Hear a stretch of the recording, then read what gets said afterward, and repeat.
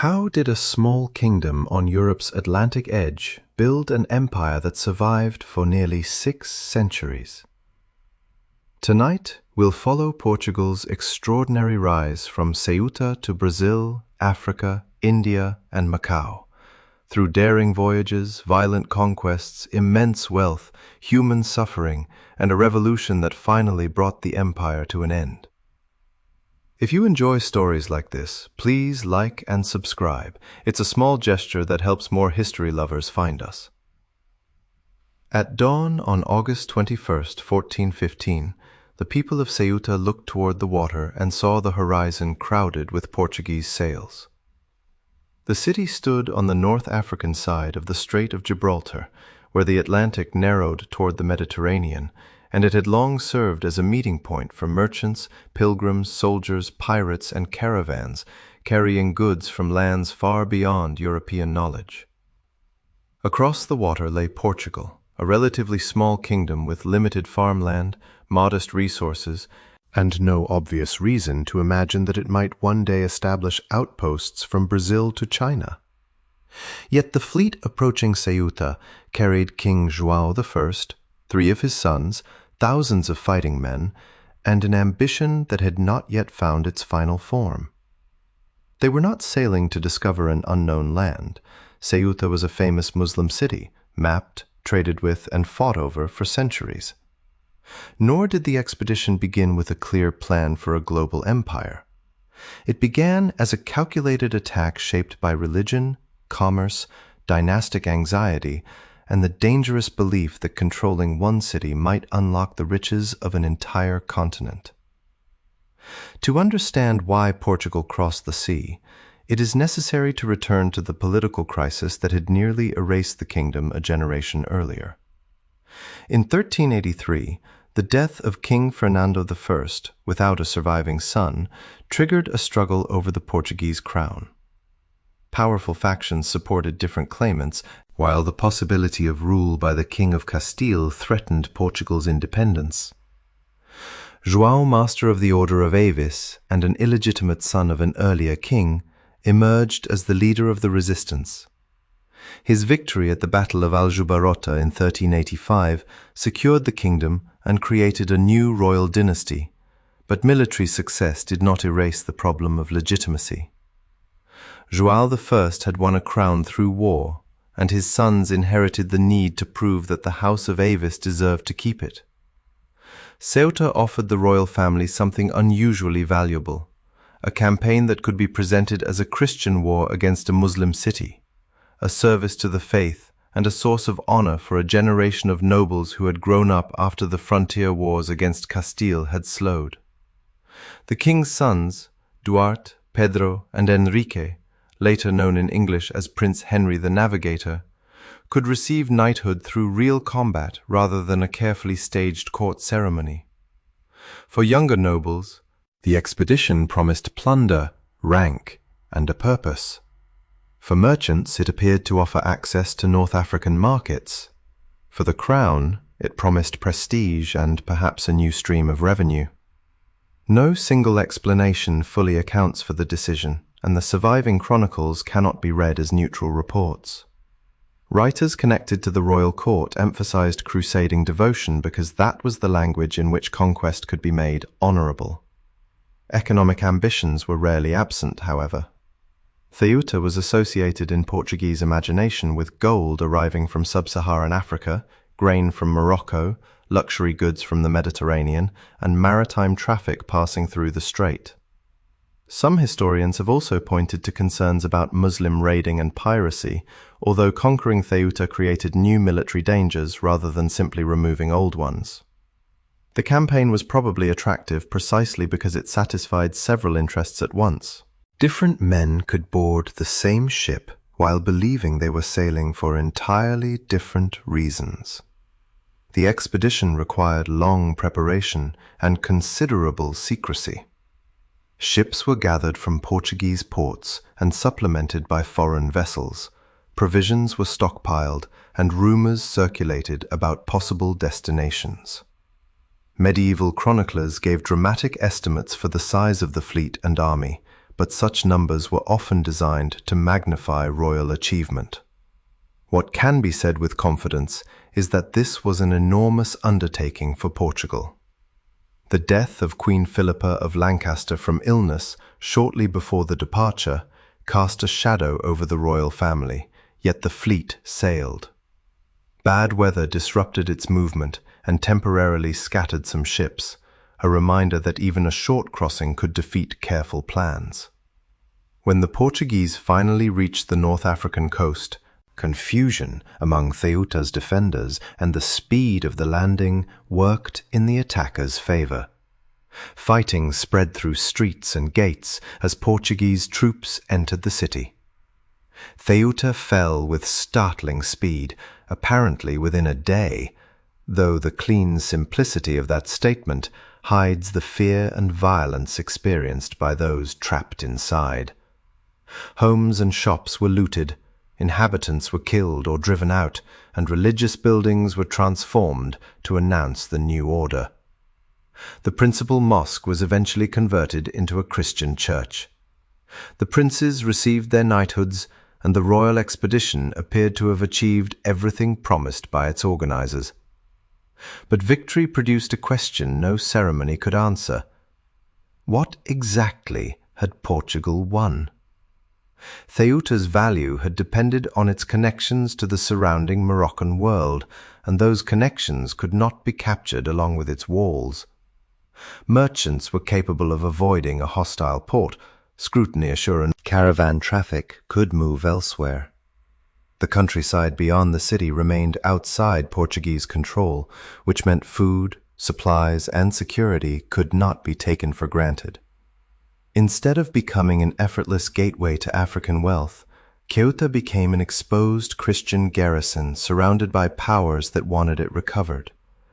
Portugal had seized a strategic city without seizing the economic system that made the city strategic. This was one of the earliest lessons of its overseas expansion. A fortress could dominate a coastline on a map while remaining deeply dependent on people and markets beyond its reach. Some advisors reportedly favored abandoning Ceuta when its costs became apparent. Holding it required ships, soldiers, money, and a continuing willingness to defend an isolated position. Yet surrendering the city would have turned a celebrated crusading victory into a humiliating retreat. Honor, once invested in a conquest, could become more expensive than conquest itself. João appointed Pedro de Menezes as governor, and the garrison endured attacks and shortages. According to a famous tradition, Menezes accepted command while holding a simple wooden stick and declared that with it alone he could defend Ceuta, though the story may owe as much to later heroic memory as to the precise words spoken. What mattered was the choice behind the legend. Portugal stayed. That decision changed the kingdom more profoundly than the attack itself. Maintaining Ceuta forced the crown to think regularly about supply routes, naval patrols, intelligence, coastal geography, and warfare beyond Europe. The city did not immediately create an empire, but it created a commitment from which further expansion became easier to imagine. Prince Henrique became one of the most important figures in that process, although later generations turned him into something more polished than the evidence allows. He was not a modern scientist, calmly directing discovery from a fully organized navigation school at Sagres.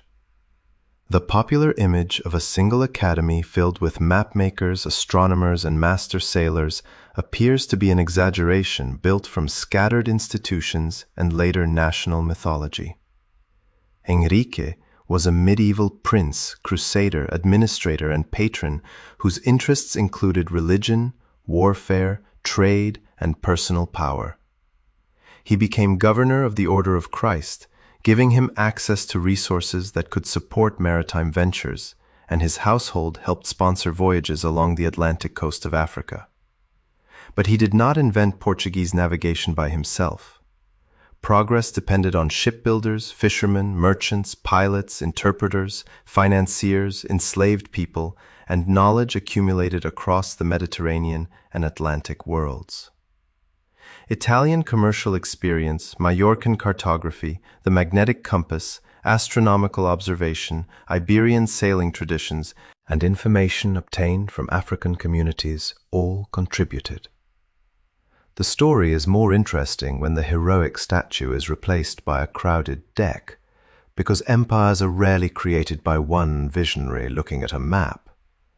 They emerge from networks of people whose names are often missing from the official record. In the years after Ceuta, Portuguese attention moved increasingly into the Atlantic. Madeira was reached by Portuguese navigators around 1418 or 1419 and then settled, although the islands may have appeared on earlier European maps. Porto Santo and Madeira offered land, timber, and eventually agricultural opportunities. Their colonization would become important not simply because they extended Portuguese reach, but because they allowed settlers to experiment with systems of land distribution, commercial farming, and imported labor. The Azores, located much farther into the Atlantic, entered Portuguese knowledge and settlement during the following decades. These islands were uninhabited when colonization began, unlike the African coast, where Portuguese ships encountered established societies and trade networks. That distinction would matter, even if imperial language later blurred it. At the same time, expeditions moved southward along the coast of Africa, seeking markets, information, captives, and a possible route beyond the Islamic commercial powers of North Africa. Progress was slow. Voyages that later appeared inevitable were, for those making them, uncertain journeys into difficult winds and currents. Cape Bojador, on the coast of present-day Western Sahara, became a psychological and navigational barrier. European sailors told stories about dangerous shallows, boiling seas, monstrous creatures, and a sun capable of burning human skin black. Some of those fears were fantasy, but the waters were genuinely challenging, and sailors also feared that contrary winds would prevent their return. In 1434, Gil-Een sailed beyond the Cape and came back alive, carrying proof that the ocean did not end there. The achievement was modest compared with voyages that would follow, yet its meaning was enormous. Ceuta had taught Portugal that North African wealth could not simply be seized from one port. Bojador suggested another possibility. Rather than wait for caravans to bring Africa's resources north, Portuguese ships could search for their sources along the coast.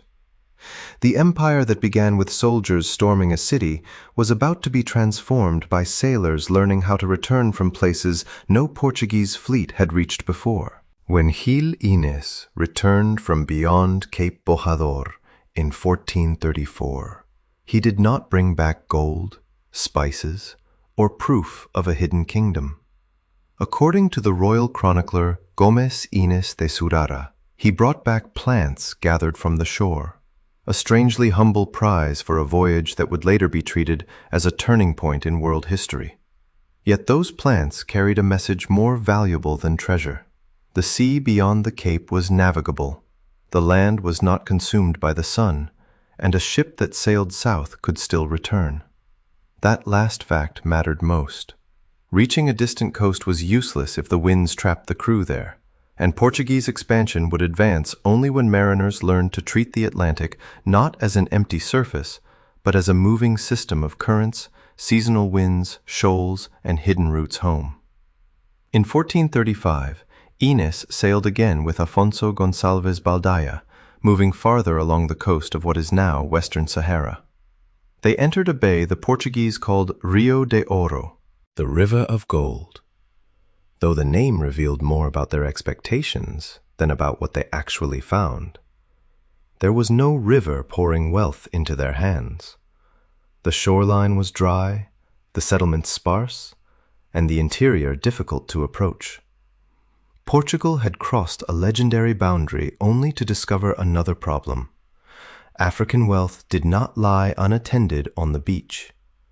It moved through societies, trade networks, and political relationships that Europeans did not yet understand. Some Portuguese expeditions responded with reconnaissance and negotiation. Others turned quickly to violence.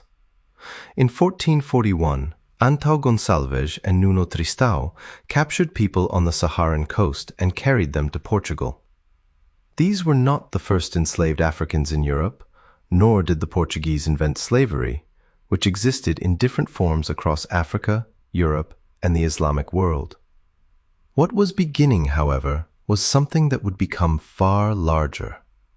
A state-supported maritime system connecting capture, sale, plantation labor, and overseas profit.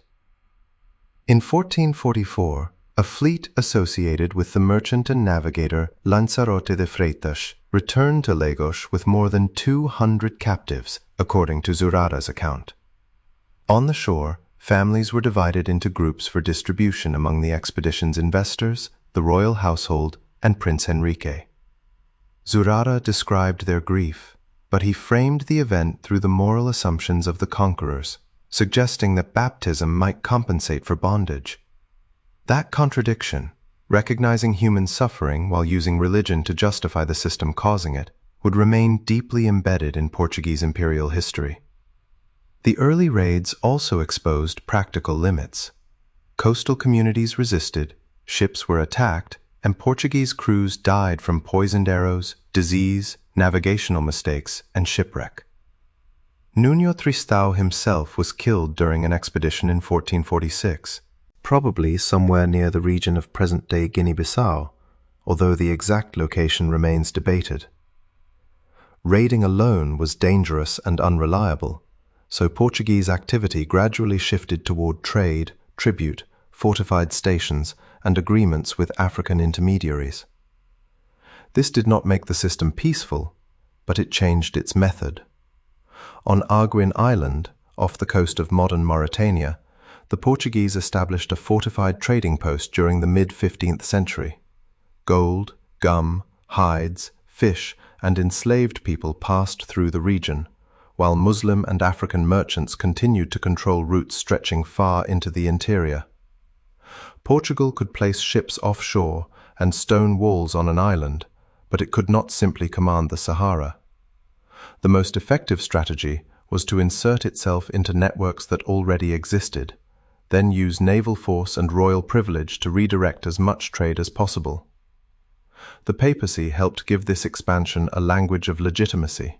Bulls issued in the 1450s, including Dum Diversas and Romanus Pontifex, granted the Portuguese crown sweeping privileges to wage war against non-Christians, claim newly reached lands, and reduce certain peoples to perpetual servitude. These documents did not create a universally accepted law of the oceans, and rival powers would later ignore or challenge them, but they gave the Portuguese monarchy a powerful religious defense for actions driven by a mixture of faith and profit. Conquest could now be presented as evangelization, commercial monopoly as sacred duty, and human trafficking as part of a Christian mission. The language was elevated. The ship's cargoes were brutally material. Meanwhile, the Atlantic islands were becoming more than navigation points. On Madeira, forests were cleared and valleys were reshaped for agriculture. Wheat initially mattered, but sugar gradually became the more transformative crop. Mills, irrigation channels, imported expertise, merchant capital, and a labor force that included enslaved people turned the island into an early center of commercial sugar production. The model was not yet identical to the vast plantation systems that would later dominate parts of the Americas, but many of their elements were already visible.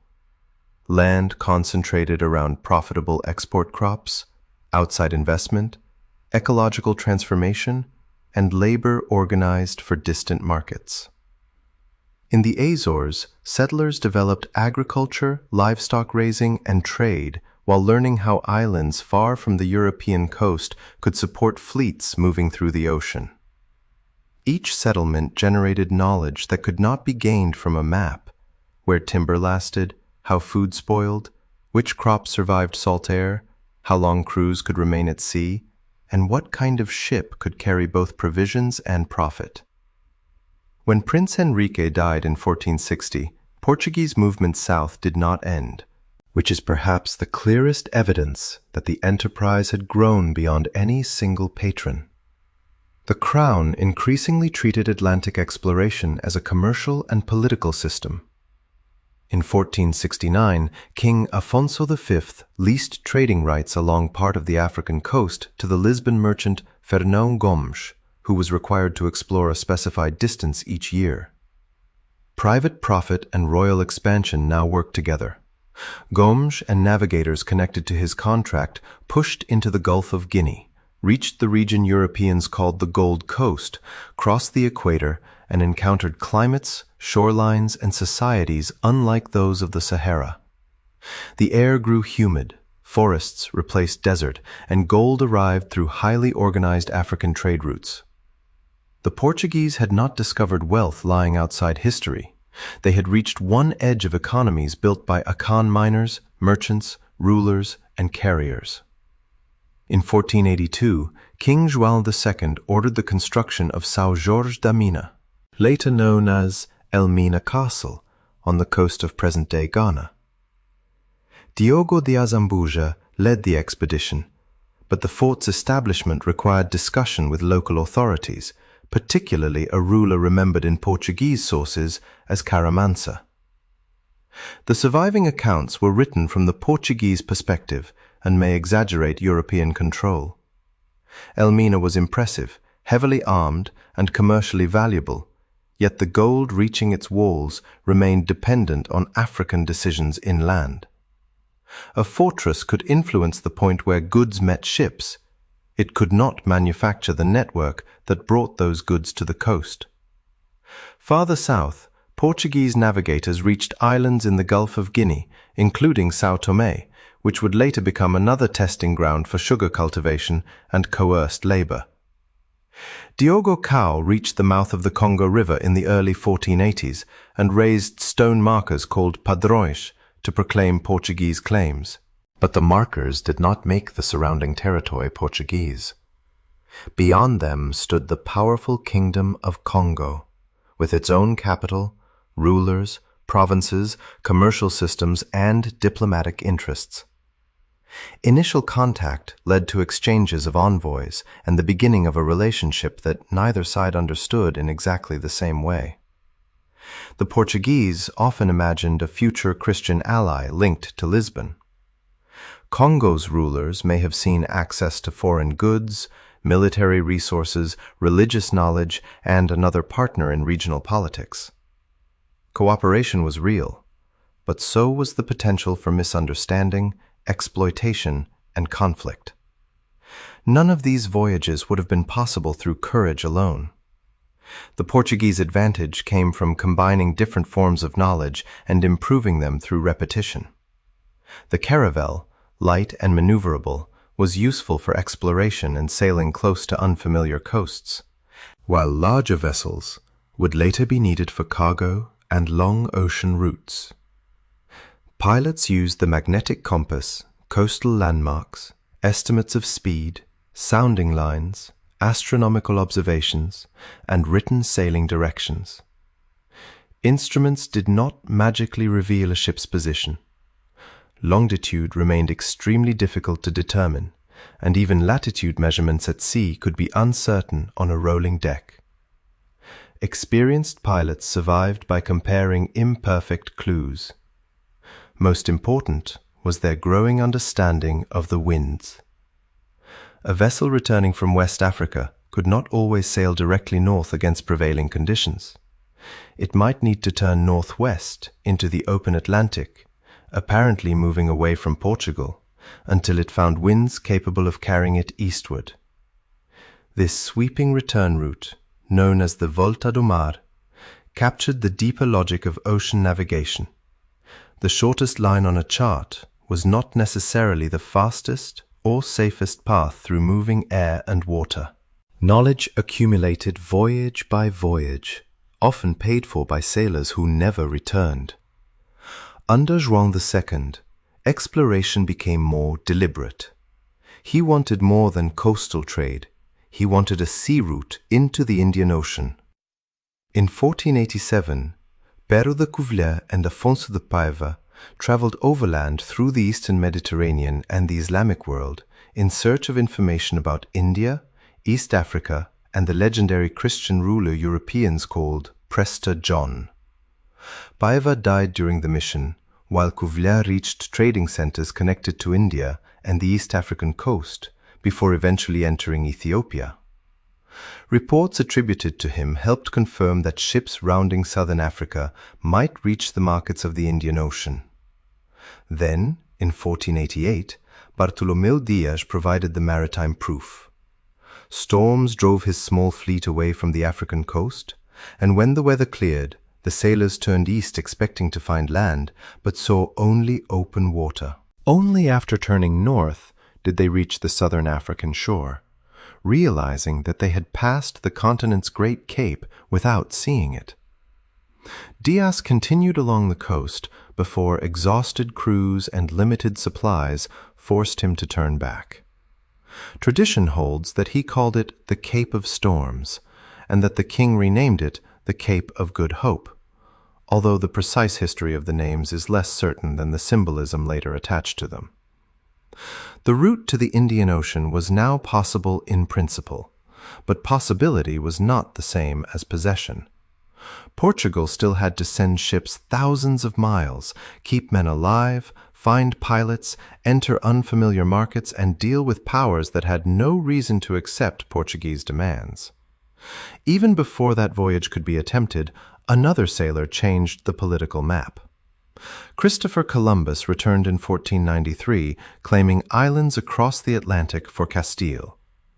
Portugal and Castile then negotiated the Treaty of Tordesillas in 1494, drawing an imaginary north-south line west of the Cape Verde Islands. Lands to the east were assigned to Portugal, while lands to the west fell to Castile, though the geography was uncertain and the people living there had never consented to be divided. At the time, no one could know exactly what the line crossed. Soon it would help Portugal justify a claim to part of South America. By then, the age of moving cautiously from cape to cape was ending. The winds had been studied, the African coastline had been traced far to the south, intelligence from India had reached the Crown, and a passage around the continent had been demonstrated. The next expedition would not merely extend a map. It would enter the crowded commercial world of the Indian Ocean, and discover that reaching India was far easier than controlling what happened after arrival. On July 8, 1497, 4 vessels moved down the Tagus River from Lisbon toward the Atlantic, watched by families who could not know whether they were witnessing a triumph or a funeral procession.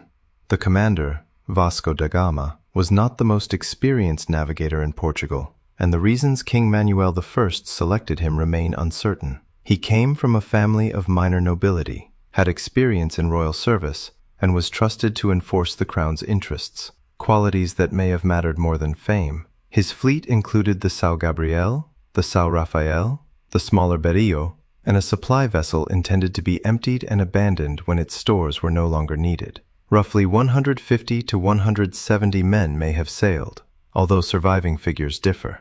Among them were pilots, carpenters, interpreters, priests, soldiers, convicts, and sailors who understood that the reward for success could be wealth and royal favor, while failure might leave no body to bury. They carried letters for foreign rulers, stone pillars to mark royal claims, trade goods, weapons, and an idea of India assembled from rumor, religious hope, commercial intelligence, and earlier reports. What they did not carry was an accurate understanding of the world they were about to enter. Rather than hugging the West African coast, the fleet swung far into the South Atlantic, using the winds in a vast curve that looked reckless to anyone thinking only in straight lines. For weeks, the ships sailed beyond sight of land. Salt gathered on ropes and clothing, wooden hulls strained, drinking water worsened, and the men lived within a moving boundary of timber surrounded by an ocean deeper than any of them could measure. After more than 3 months at sea, they reached the coast of southern Africa and then struggled around the Great Cape.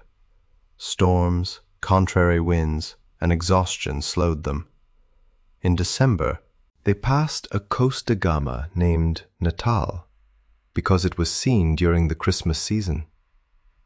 The voyage had crossed the geographic barrier, but the most difficult part was not simply moving across water. It was entering societies whose rulers, religions, and commercial expectations followed rules the Portuguese only partly understood. By March 1498, the fleet reached Mozambique Island, part of a chain of Swahili trading cities connected to Arabia, Persia, India, and the African interior. To Portuguese eyes, the sight was startling. Ocean-going vessels, stone buildings, Muslim merchants, imported textiles, gold, ivory, and people accustomed to trade across immense distances. This was not an isolated coast waiting for Europe to connect it to the world. It was already connected. The newcomers were the outsiders. Early encounters were clouded by confusion about identity. Some local people may initially have assumed the Portuguese were Muslims because they arrived from the west in large ships and carried certain objects that appeared familiar. The Portuguese, desperate to locate Christians beyond Europe, repeatedly interpreted unfamiliar religious signs through their own expectations. Suspicion replaced curiosity when their Christian identity and limited cargo became clearer. Relations with the ruler of Mozambique deteriorated, and the fleet departed amid hostility. At Mombasa, the Portuguese again encountered mistrust and danger. At Malindi, however, rivalry between Swahili ports worked in their favor. The ruler received them more positively, and an experienced pilot was obtained to guide the fleet across the Indian Ocean. Later tradition sometimes identified this pilot as the famous Arab navigator Ahmad ibn Majid, but many historians doubt that claim. The contemporary evidence does not securely name him, and he may have been a Gujarati pilot familiar with the monsoon crossing. Whoever he was, his knowledge mattered more than the mythology later built around European command. The Portuguese had reached East Africa through their own Atlantic experience, but the final crossing depended on expertise developed inside the Indian Ocean world. Riding the seasonal winds, the ships crossed to the Malabar coast and anchored near Calicut in May 1498. The moment would later be celebrated in Portugal as the opening of the sea route to India. Yet the first meetings revealed how badly Lisbon had misjudged the scale of Asian commerce. Calicut was a major port ruled by the Zamorin, a Hindu sovereign whose city welcomed merchants from many regions. Arab and Persian traders brought horses and luxury goods. Indian merchants handled spices, cotton textiles, gems, and rice. Networks reached toward the Red Sea, East Africa, Southeast Asia, and China. Da Gama arrived, expecting that his voyage itself would command respect. But distance traveled had no market value. The gifts offered to the Zamorin, cloth, hats, coral, sugar, oil, and other relatively ordinary items, looked unimpressive beside the wealth routinely presented by established merchant communities. Portuguese accounts blamed Muslim merchants for turning the ruler against them, and commercial competitors almost certainly had reasons to resist a new entrant seeking privilege. Yet there was no need for a conspiracy to explain the disappointment. The Portuguese simply had little that Calicut wanted. Silver and gold could have purchased spices, but the expedition had not brought enough. European manufactured goods were not automatically superior, and the visitors' demand for favorable treatment rested on power they had not yet demonstrated.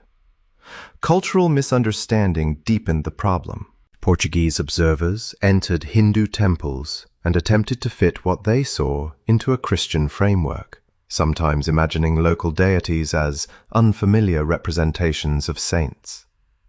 They had spent decades hoping to find Eastern Christians who might become allies against Islam, and hope distorted observation. India was present before them, but they were still partly seeing the India they had carried in their minds. Negotiations with the Zamorin became tense. Da Gama wanted permission to establish trade and leave agents behind.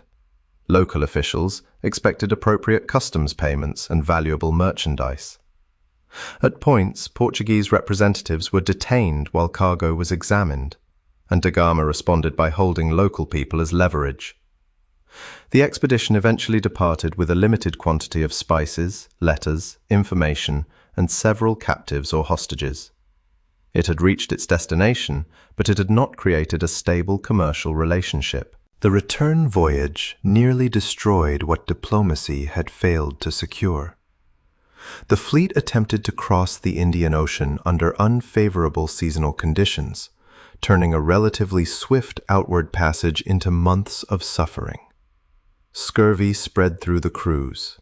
Gums swelled and rotted, old wounds reopened, limbs weakened, and men died without understanding that the disease was linked to the long absence of fresh food containing vitamin C. So many sailors were lost that the São Rafael had to be burned because there were not enough able-bodied men to operate all the remaining ships. The Berrio reached Portugal first, in July 1499. Da Gama arrived later, after delaying in the Azores, where his brother Paulo died. Fewer than half of the original company may have survived, depending on which estimate is accepted. Yet the cargo and information they carried were enough for the Crown to call the expedition a success. The route had been proven. Pepper and other Asian goods could reach Lisbon by sea without passing through the traditional Eastern Mediterranean channels. That did not mean the new route was cheaper, safer, or immediately profitable in every year, but it offered the Portuguese monarchy something more important than one successful shipment: the possibility of placing armed royal fleets directly inside the spice trade. King Manuel adopted grand titles proclaiming lordship over navigation and commerce in regions his officials scarcely knew. In 1500, he sent Pedro Álvares Cabral with a much larger fleet of 13 ships, not merely to explore, but to establish a lasting Portuguese presence in India. Cabral's fleet sailed far west into the Atlantic and reached the coast of South America in April. Whether this landfall was entirely accidental, or whether the Portuguese suspected that land existed inside their side of the Tordesillas line, remains debated. The available evidence does not prove a secret prior discovery, but experienced navigators deliberately used a wide Atlantic route, making contact with western land possible. Cabral claimed the coast for Portugal, sent a ship home with the news, and continued toward India. The ocean then delivered its warning. A violent storm near southern Africa destroyed several vessels and killed hundreds of men, including Bartolomeu Dias, the navigator whose earlier voyage had shown that the Cape could be rounded. Cabral reached Calicut with the surviving ships and negotiated permission to establish a Portuguese trading factory. For a moment, commerce appeared possible. Then a dispute involving the supply of spices and competition with established merchants escalated.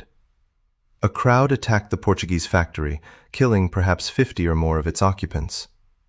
Cabral answered not as a merchant seeking arbitration, but as the commander of a war fleet. He seized local ships, killed crews, confiscated cargo, and bombarded Calicut from the sea. The cannons could damage waterfront districts, but they could not force the Zamorin to accept Portuguese friendship. Cabral sailed instead to Cochin and Cananor, rival ports willing to trade and interested in using the newcomers against Calicut.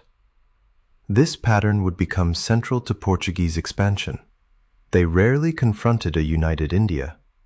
They entered local rivalries, offered naval support to some rulers, attacked others, and turned political divisions into strategic openings. When Cabral returned to Portugal in 1501, the route had already acquired a new character. Trade and warfare were no longer separate possibilities. Each could be used to secure the other. Da Gama's second expedition in 1502 made that transformation unmistakable. He returned with a heavily armed fleet and a mission to compel submission, punish resistance, and weaken Muslim commercial shipping. Along the East African coast, he demanded tribute from Kilwa.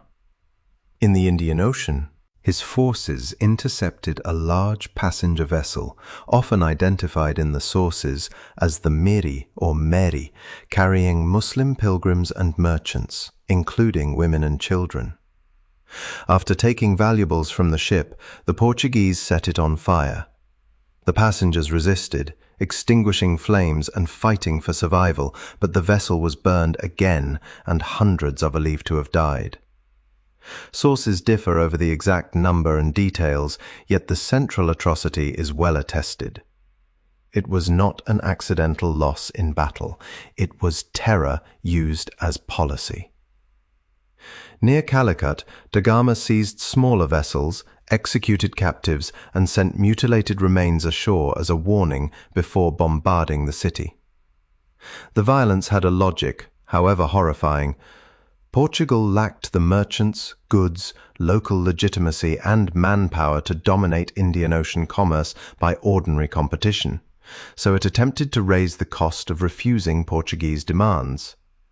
Cannon fire would substitute for market advantage. Fear would do the work that European products could not.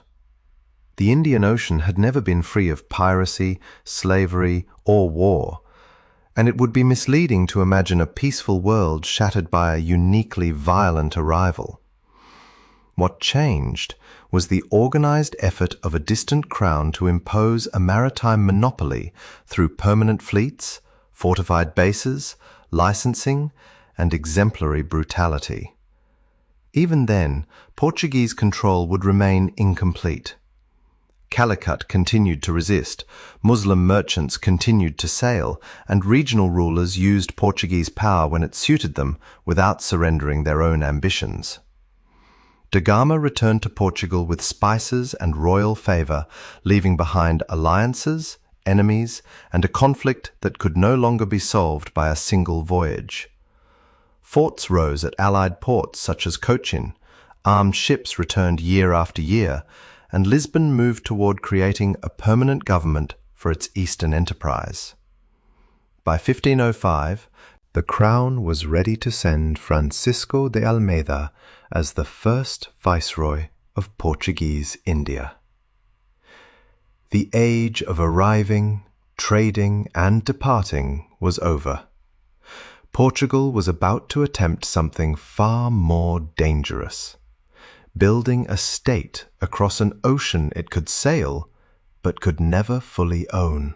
When Francisco de Almeida arrived in India in 1505 as the first Portuguese viceroy, he inherited no true empire, only a dangerous chain of promises, trading agreements, unfinished forts, and enemies who had already learned what Portuguese cannon could do. His assignment was to turn repeated voyages into permanent power without enough soldiers to conquer even one large Indian kingdom. Almeida's answer was control at sea. If Portuguese fleets could defeat rival navies, protect friendly ports such as Cochin and Cananor, and intercept ships carrying spices toward the Red Sea, then Lisbon might dominate trade without ruling the land behind every harbor.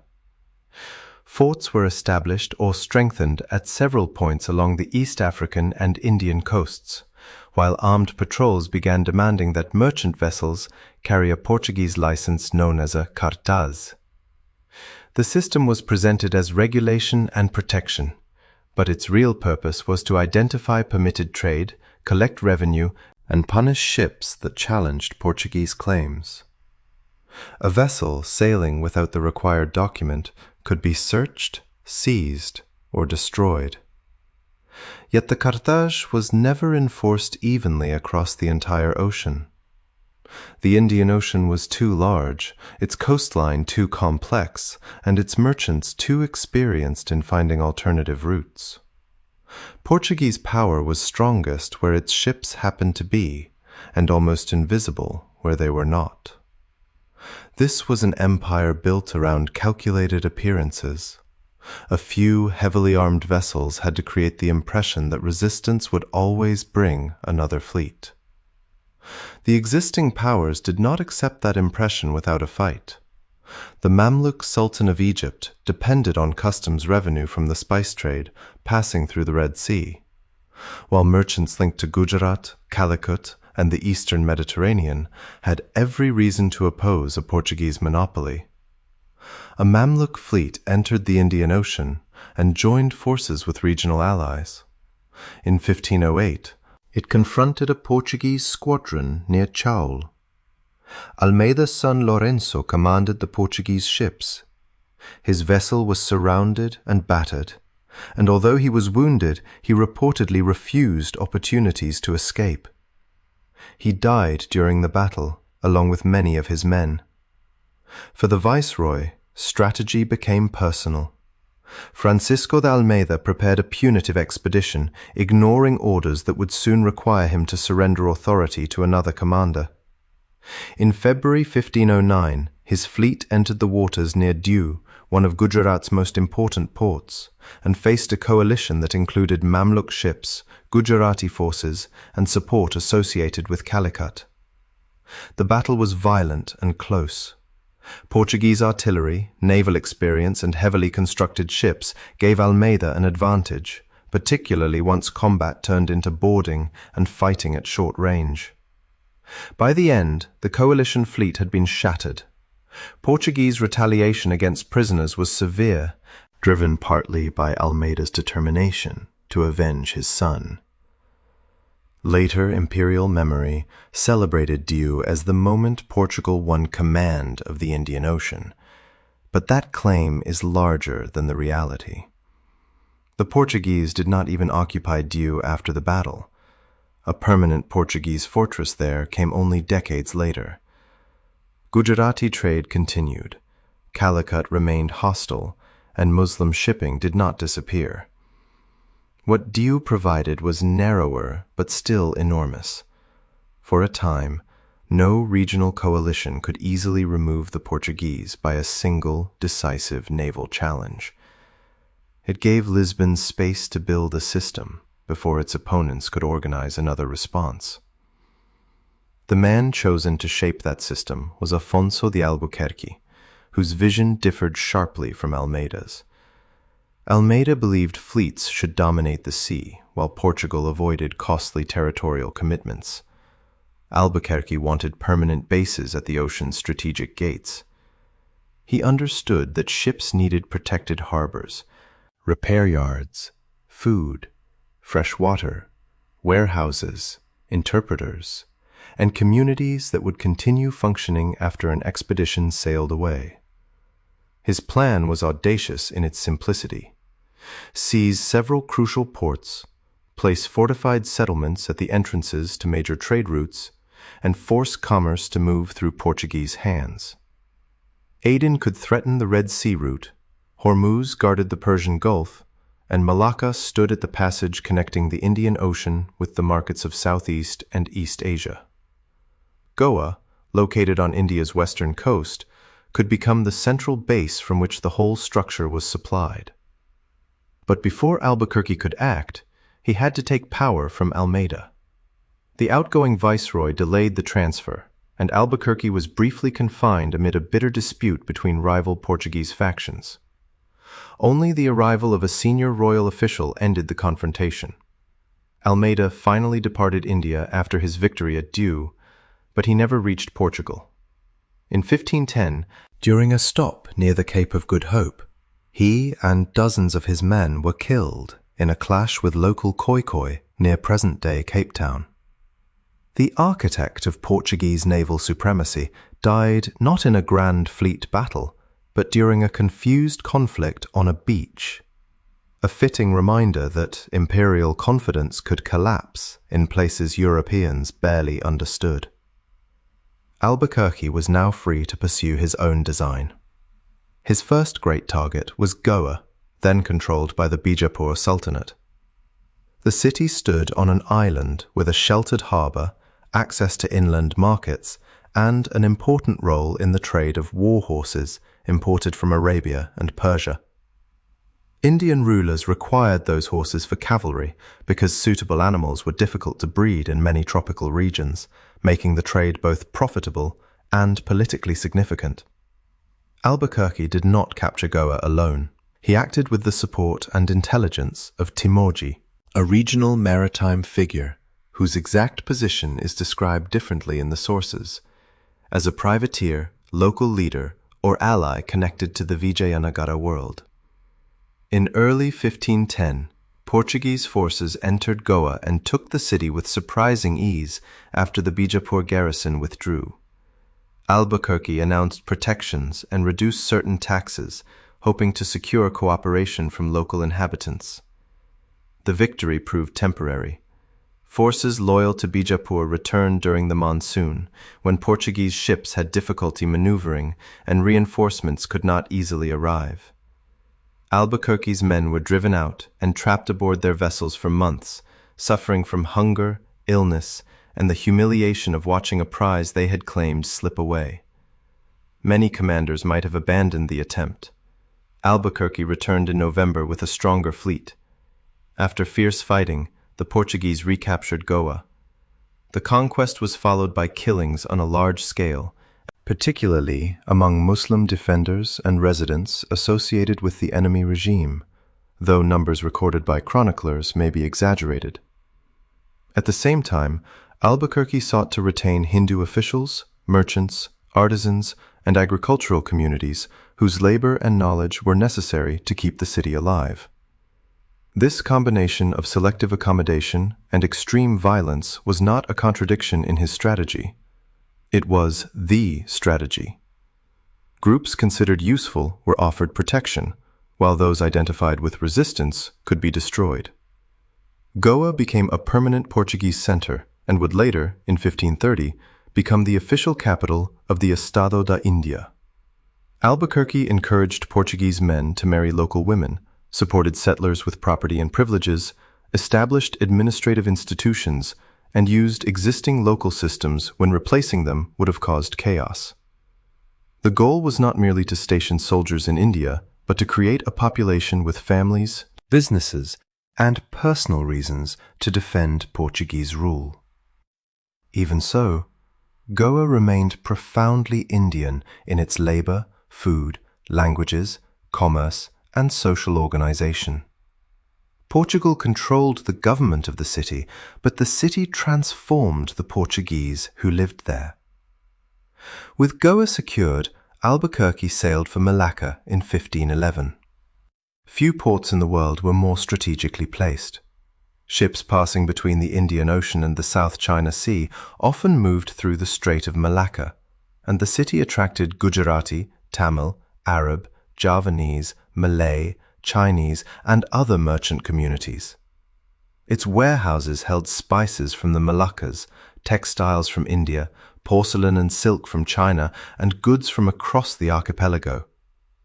A previous Portuguese mission under Diogo Lopes de Sequeira had ended in suspicion, arrests, and violence, giving Albuquerque both a grievance and an excuse.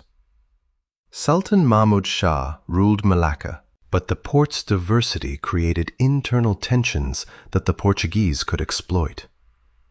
Albuquerque negotiated with merchant groups, obtained local information, and launched repeated assaults.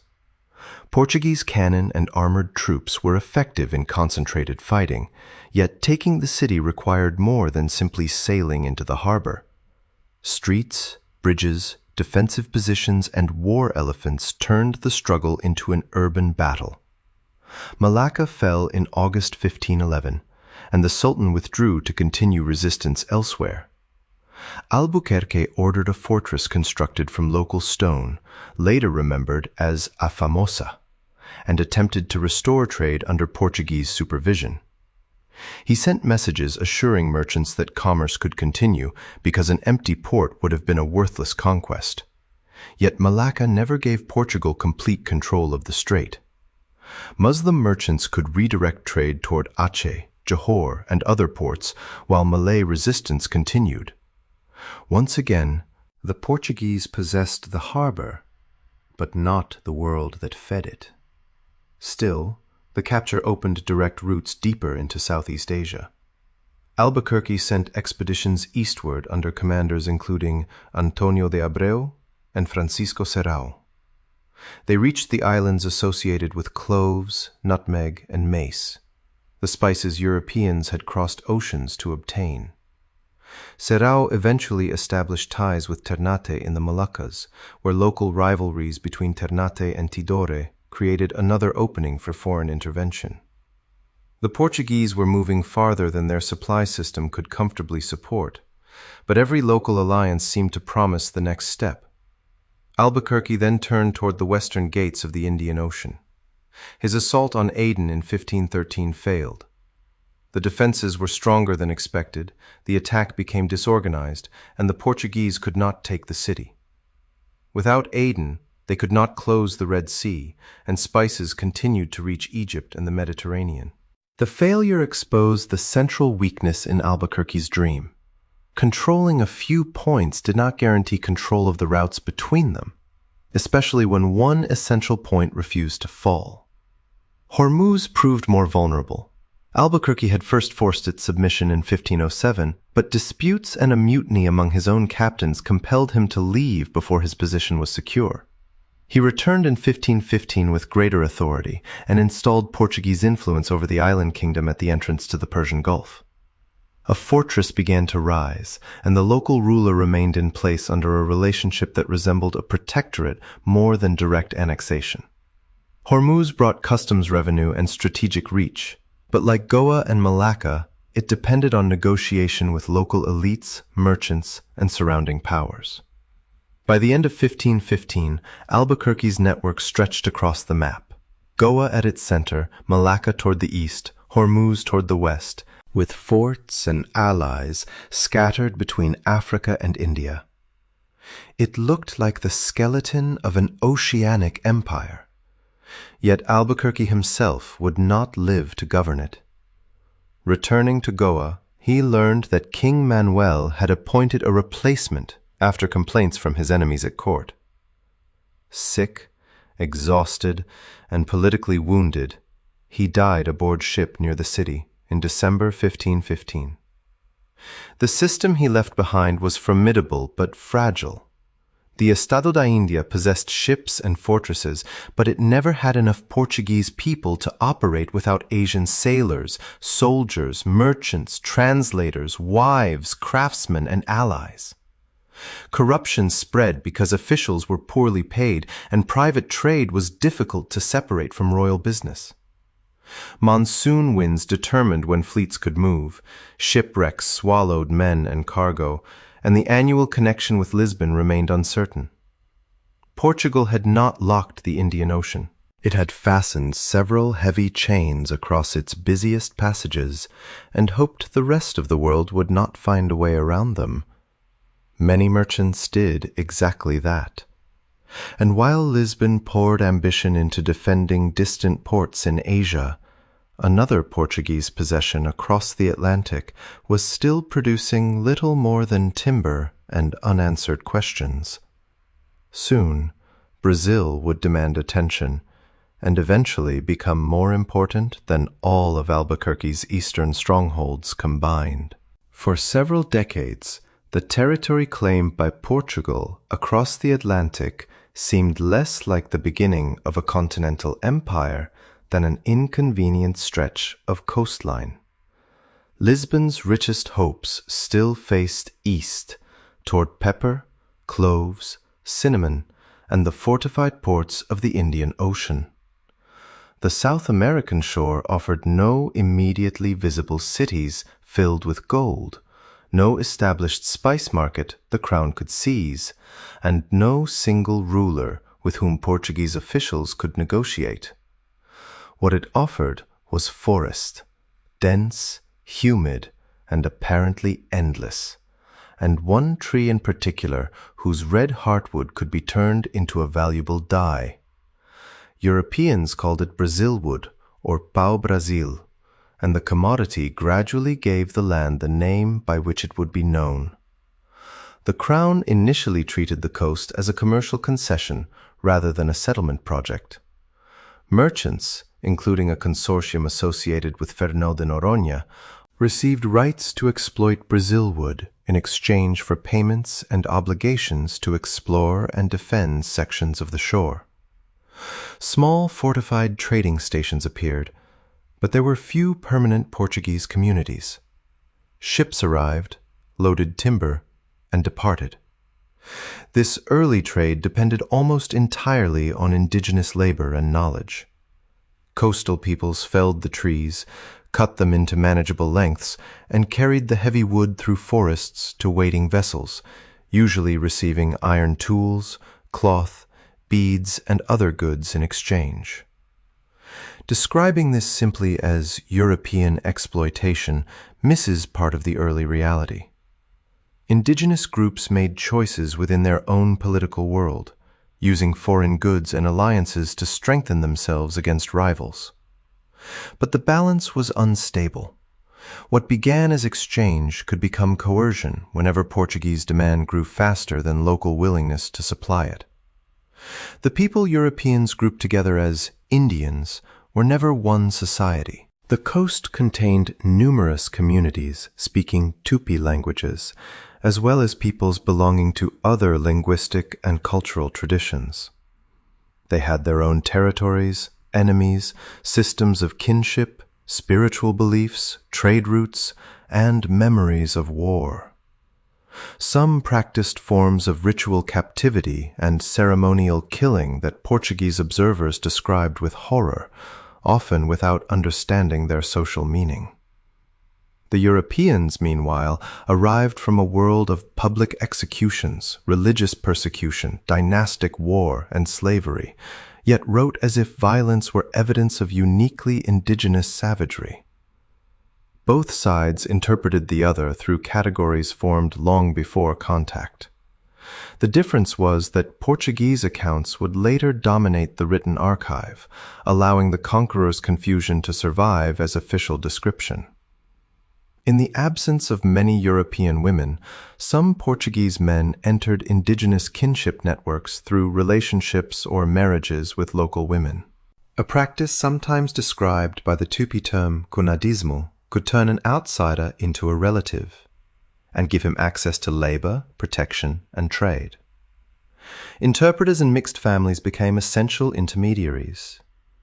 Men such as João Ramalho, near São Vicente, and Diogo Álvares, remembered as Caramuru in Bahia, acquired influence because they could move between cultural worlds. Later colonial stories often romanticized them as founders of peaceful racial mixing, but intimacy did not erase inequality. Kinship could create real bonds, while also becoming a tool for obtaining labor, land, and political advantage. Brazil's early society grew not from two neatly separated populations, but from unstable relationships in which affection, necessity, alliance, coercion, and betrayal could exist together. Portugal's limited interest left room for competitors. French ships ignored the Treaty of Tordesillas, which France had never accepted, and traded directly with coastal communities. French merchants wanted Brazil wood, and some sailors lived among indigenous allies long enough to learn languages and customs. From Lisbon's perspective, this was more dangerous than the loss of timber. If another European power formed durable alliances and settlements, Portugal's legal claim would mean very little. A line negotiated on the other side of the Atlantic could not defend a coast thousands of miles long. In 1530, the Crown sent Martim Afonso de Souza with an expedition instructed to patrol the shore, challenge foreign intruders, explore, and establish settlements. São Vicente, founded in the early 1530s, became one of the first durable Portuguese towns, and sugar cultivation began to take shape in the surrounding region. Yet the Crown still lacked the money and manpower to administer the whole territory directly.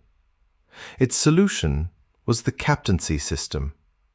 Beginning in 1534, the coastline was divided into long hereditary grants, extending westward into an interior Europeans scarcely knew. These captaincies were assigned to donatarios, Men expected to finance colonization, distribute land, establish justice, defend the coast, and develop profitable agriculture. On parchment, the arrangement transformed Brazil into orderly parallel strips. On the ground, distance, resistance, shipwreck, disease, inadequate capital, and quarrels among settlers made most captaincies weak or unsuccessful. Some grantees never came. Others arrived only to discover that royal authority on a map meant little beyond the range of their weapons and alliances. Pernambuco, under Duarte Coelho, and São Vicente performed better than most, partly because sugar developed there and because their leaders built workable relationships with settlers, merchants, and selected indigenous partners. Their success revealed what the failed captaincies could not provide. Colonization required more than land grants. It needed continuous shipping, organized defense, local knowledge, export infrastructure, and a labor system capable of serving distant markets. By the late 1540s, the Crown accepted that private captains alone could not secure Brazil. In 1549, Tomé de Souza arrived as the first governor-general and founded Salvador on the Bay of All Saints. Its position offered a large natural harbor roughly midway along the occupied coast, making it suitable as an administrative capital. Fortifications, warehouses, churches, workshops, and government buildings began to rise. Carpenters, soldiers, officials, priests, convicts, merchants, and laborers turned a royal decision into a functioning town. But even centralized government remained thin. Travel between settlements could be easier by sea than by land, and orders from Salvador competed with the authority of local landowners who controlled food, weapons, and workers. For much of the colonial period, Brazil was not one coherent society, but a series of coastal zones connected imperfectly to one another and more directly to Atlantic trade. The Jesuits arrived with Tomé de Souza, including Manuel da Nóbrega, and soon became central to the struggle over Brazil's future.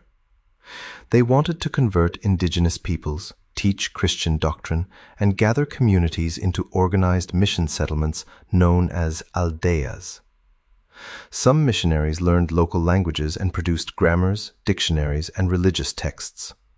José de Anchieta, who arrived in 1553, became especially important in this linguistic and missionary effort.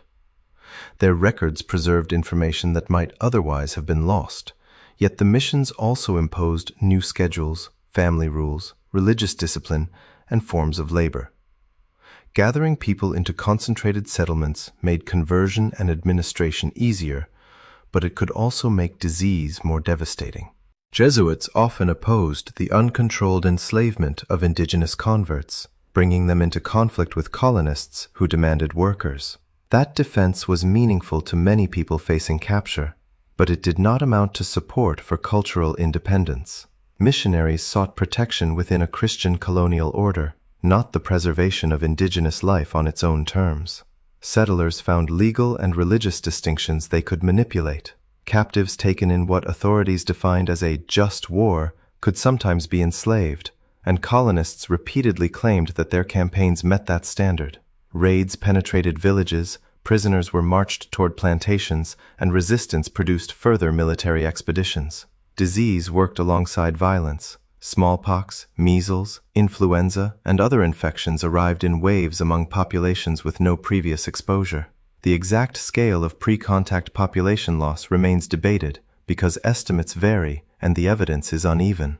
But the destruction was undeniably enormous. Epidemics did not move through an untouched landscape as a purely biological accident. Warfare, hunger, displacement, crowded missions, and forced labor made communities more vulnerable and reduced their ability to recover. The frontier advanced not because indigenous peoples simply vanished, but because colonial conditions helped make survival more difficult. One of the clearest examples of how European rivalry became entangled with indigenous conflict appeared around Guanabara Bay. In 1555, a French expedition led by Nicolas Durand de Villegagnon established a settlement on an island in the bay, later called France Antarctique. The French allied with Tupinamba-speaking groups who were already enemies of Portuguese allies. What followed was not merely a war between France and Portugal fought on foreign soil. It was a regional conflict in which indigenous nations pursued their own goals while Europeans depended on them for food, intelligence, warriors, and movement through the landscape. Portuguese forces under Mem de Sa attacked the French position in 1560, but eliminating the colony did not end resistance. Estácio de Sá founded Rio de Janeiro in 1565 as a military base, and the final expulsion of the French in 1567 required further campaigns against their allies. Estácio was mortally wounded. The Portuguese victory secured Guanabara Bay, but it also brought death, dispersal, and enslavement to indigenous communities associated with the losing side. Imperial maps would later color the region Portuguese, concealing how uncertain that outcome had been. The economic force making these struggles worth the cost was sugar. Northeastern Brazil possessed fertile coastal soils, warm temperatures, and access to Atlantic shipping. An engenho was far more than a mill. It was a complex of cane fields, crushing machinery, boiling houses, storage buildings, workshops, residences, and labor quarters. Establishing one required substantial capital, specialized knowledge, metal equipment, oxen or water power, and reliable transportation. Portuguese planters drew on experience from Atlantic islands, while merchants in Lisbon and northern Europe supplied credit, shipping, refining, and distribution. Pernambuco and Bahia became the leading sugar regions. Forests were burned or cleared, land grants accumulated in the hands of powerful families, and cane fields replaced diverse ecosystems near the coast. Sugar looked delicate when it reached a European table, but its production was loud, hot, dangerous, and relentless. Cane had to be cut and processed quickly before its sugar content deteriorated. Mill machinery crushed limbs, boiling rooms burned workers, and the agricultural cycle demanded coordinated labor on a scale that small settler populations could not provide. Indigenous captives were forced into fields and mills, while some communities fled inland, fought, negotiated protection, or entered missions. Planters increasingly turned toward enslaved Africans, whose numbers rose as the sugar economy expanded. This transition was gradual and varied by region. Indigenous slavery did not disappear, and African labor did not instantly replace it everywhere. But by the late 16th and early 17th centuries, ships carrying captive Africans were becoming essential to the colony's wealth. Coastal towns filled with merchants, artisans, sailors, soldiers, priests, enslaved workers, freed people, mixed families, and landowners whose fortunes depended on distant prices. São Paulo developed under different conditions, poorer and more isolated from the export economy, and its settlers pushed into the interior through expeditions later known as bandeiras. Some searched for precious metals or routes. Many hunted indigenous people for enslavement. These journeys carried Portuguese influence far beyond the line imagined at Tordesillas, not because the crown had mastered the continent, but because local settlers followed rivers, trails, rumor, and human prey into spaces the government could barely supervise. By 1600, Brazil was still not the empire's richest possession in every measure, yet its direction was clear. Asian fortresses consumed ships and money, while Brazilian sugar created a renewable export tied to land Portugal could expand. The colony's value no longer came from one rare tree gathered near the shore. It came from plantations, ports, territorial growth, and a society being reorganized to serve Atlantic markets. That transformation would eventually move the center of Portuguese power westward. But beneath every shipment of sugar was the question the colony could not escape. Who would be forced to cut the cane, feed the furnaces, and keep the mills turning? The answer was already approaching Brazil's harbors in the holds of ships sailing from Africa. The Atlantic system did not begin with a single order written in Lisbon, nor did it operate through one simple chain of Europeans sailing to Africa, capturing people and carrying them to Brazil. It grew through thousands of bargains, wars, kidnappings, taxes, court decisions, private ventures, and local rivalries, until violence became so profitable that it could reproduce itself from one shore to another. Portuguese ships usually obtained captives through African rulers, merchants, brokers, and military leaders who controlled access to the interior. But this fact does not reduce Portugal's responsibility or make the trade an equal partnership. Demand from the Americas increased the value of captives, rewarded warfare, encouraged raiding, and gave political actors new reasons to turn prisoners, debtors, rivals, and sometimes their own subjects into exportable property. The Portuguese possessed ships and access to distant markets. African intermediaries possessed regional knowledge, military power, and control over supply. Each side acted within its own interests, but the consequences fell most heavily on the people whose bodies became the commodity joining those interests together. One of the clearest warnings came from the Kingdom of Congo, where early relations with Portugal had once appeared to offer a different future.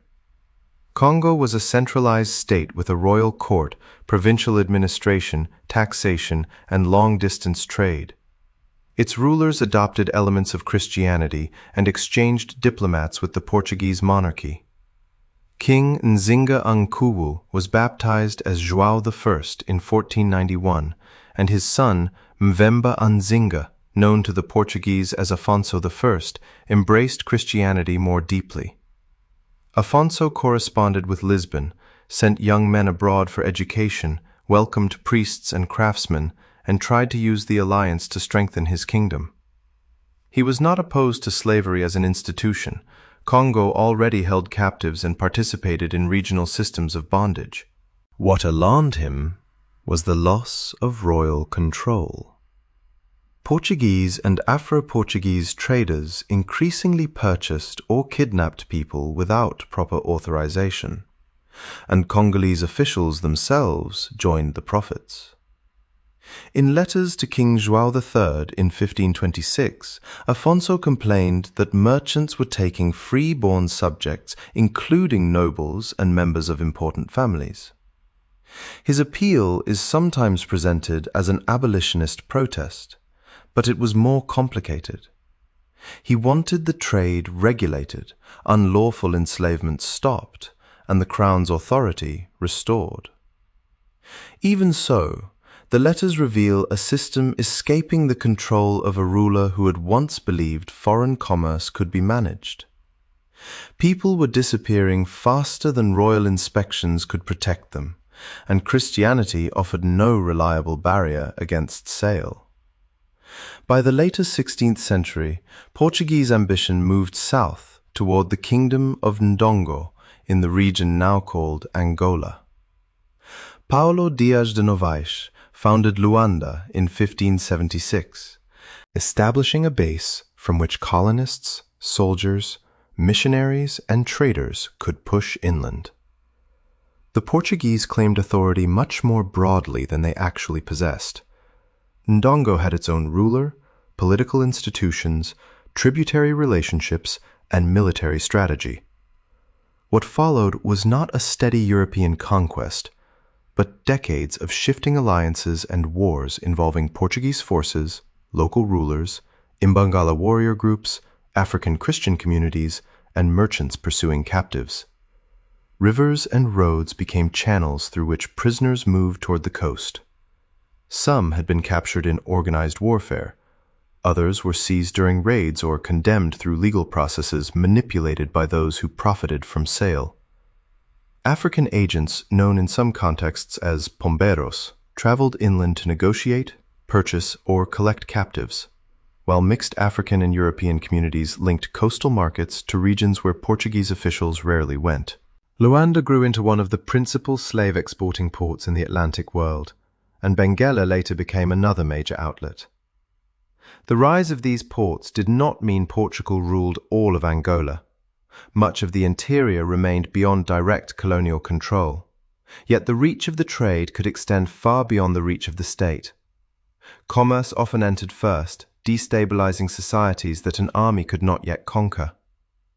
Among the most formidable opponents of Portuguese expansion was Njinga, ruler first associated with Ndongo and later Matamba. Her career stretched across diplomacy, conversion, warfare, retreat, and strategic reinvention. In 1622, she negotiated with Portuguese governor João Correia de Sousa at Luanda. A famous later tradition describes her refusing to sit below the governor and using the back of a servant as a chair, a powerful image that may have been shaped by retelling, but reflects the struggle over status at the meeting.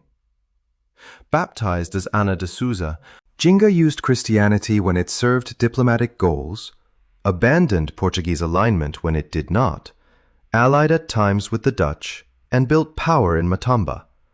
She could resist enslavement by Portuguese forces while also operating within a political world where captivity and slave trading remained tools of statecraft. That uncomfortable reality matters. African resistance leaders were not required to resemble modern human rights figures in order for their resistance to colonial expansion to be real. The past becomes distorted when people are forced into the roles of pure victim or perfect hero. Njinga survived because she understood that the world around her offered no clean choices. Across the ocean, Brazilian demand turned these conflicts into a South Atlantic engine. It is common to picture the slave trade as a neat triangle linking Europe, Africa, and the Americas, but many Portuguese routes formed a more direct circuit between Brazil and Africa. Merchants based in Bahia, Pernambuco, and later Rio de Janeiro sent tobacco, alcohol, textiles, metal goods, firearms, and credit eastward, then returned with captives. Brazilian traders were not merely passive colonists waiting for Lisbon to supply labor. They became active organizers of the traffic. Different Brazilian regions developed strong connections to particular African ports. Bahia traded heavily with the Bight of Benin, while Rio de Janeiro became deeply tied to Angola. In later centuries, Mozambique also supplied large numbers of captives. The system was Portuguese in law and imperial protection, African in many of its inland mechanisms, Brazilian in much of its financing and demand, and international in the markets that consumed its products. That complexity explains how it endured, but it must never be mistaken for shared guilt distributed so widely that no one remains responsible. The crown licensed, taxed, defended, and profited from the trade. Colonial elites demanded labor. Merchants organized ships. Local authorities enabled sales. Every profitable link made the next voyage more likely. For the people forced aboard, the distinctions mattered less than the locked hatch. Captives were marched to the coast in groups, sometimes over great distances, with inadequate food and little knowledge of where they were being taken. Families could be separated before embarkation or at the point of sale. On the ships, men, women, and children were crowded into confined spaces where heat, dehydration, dysentery, smallpox, respiratory illness, and violence killed many before land appeared again. Voyage conditions varied by route, season, captain, and period, but variation did not make the crossing humane. Crews calculated how tightly people could be packed without losing so many that the voyage ceased to be profitable. Captives resisted through hunger strikes, revolt, refusal, sabotage, and attempts to escape, though shipboard barriers and armed guards made success rare. Some chose death over continued captivity. Others preserved the will to survive because survival itself could become an act of defiance. Across the full history of the Atlantic trade, nearly 5 million enslaved Africans are estimated to have disembarked in Brazil, more than in any other region of the Americas. The number is so large that it can become strangely abstract, but it represents millions of interrupted lives, each with a language, kinship network, skill, memory, and name that shipping records often reduce to age, sex, price, or supposed place of origin. Upon arrival, captives were inspected, taxed, sold, and transported to plantations, towns, ranches, mines, workshops, and households. Some were baptized and given Christian names with little concern for whether they understood the ritual. Traders used broad labels such as Mina, Angola, Congo, or Mozambique that often describe ports of embarkation rather than precise identities. Colonial society attempted to convert diverse people into a single laboring category. Yet African differences did not disappear. Yoruba-speaking communities, people from West Central Africa, speakers of Bay languages, and many others carried religious practices, agricultural knowledge, ironworking skills, musical traditions, healing methods, cuisine, and ways of organizing family life. Under conditions designed to strip away autonomy, they created new communities from fragments. Catholic brotherhoods offered burial funds, mutual support, and limited spaces of leadership. Markets and urban labor allowed some enslaved people to earn money, negotiate arrangements, or, in certain cases, purchase freedom. Brazil developed a substantial population of free people of African descent, but manumission did not soften the structure beneath it. A system can permit individual exits while remaining dependent on mass captivity. The possibility of freedom could even encourage greater labor by making an exceptional outcome appear reachable. Resistance took forms that owners did not always recognize as political. Tools broke, work slowed, food and information were hidden, families were protected through informal agreements. Enslaved people sued in court, appealed to religious authorities, escaped temporarily, or vanished permanently. Runaways formed communities known as quilombos, some small and short-lived, others capable of enduring for generations. The most famous was Palmares, which developed in the mountainous interior of northeastern Brazil during the 17th century.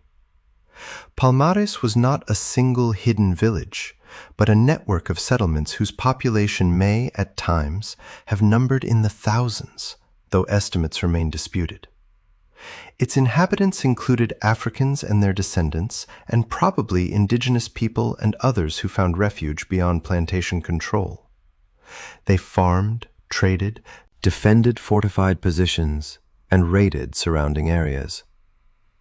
Portuguese and Dutch authorities both saw Palmares as a threat because its existence proved that plantation captivity was not inevitable. Yet it should not be turned into a flawless modern republic. Much of what is known comes from hostile colonial sources, and internal social relations remain uncertain. Some accounts suggest hierarchy and forms of captivity existed within the settlements.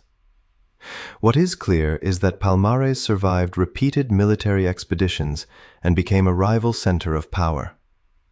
Ganga Zumba, one of its leaders, accepted a peace agreement with colonial authorities in 1678 that promised freedom to some inhabitants in exchange for relocation and the return of future runaways. The agreement divided the community. Zumbi rejected it, apparently recognizing that freedom granted only to selected people, while the wider slave system continued, was dangerously fragile. Warfare resumed. In 1694, a large colonial force destroyed Macau, Palmares' principal stronghold. Zumbi escaped, but was captured and killed in 1695, his head displayed as proof that he was mortal. The display revealed the fear behind colonial victory.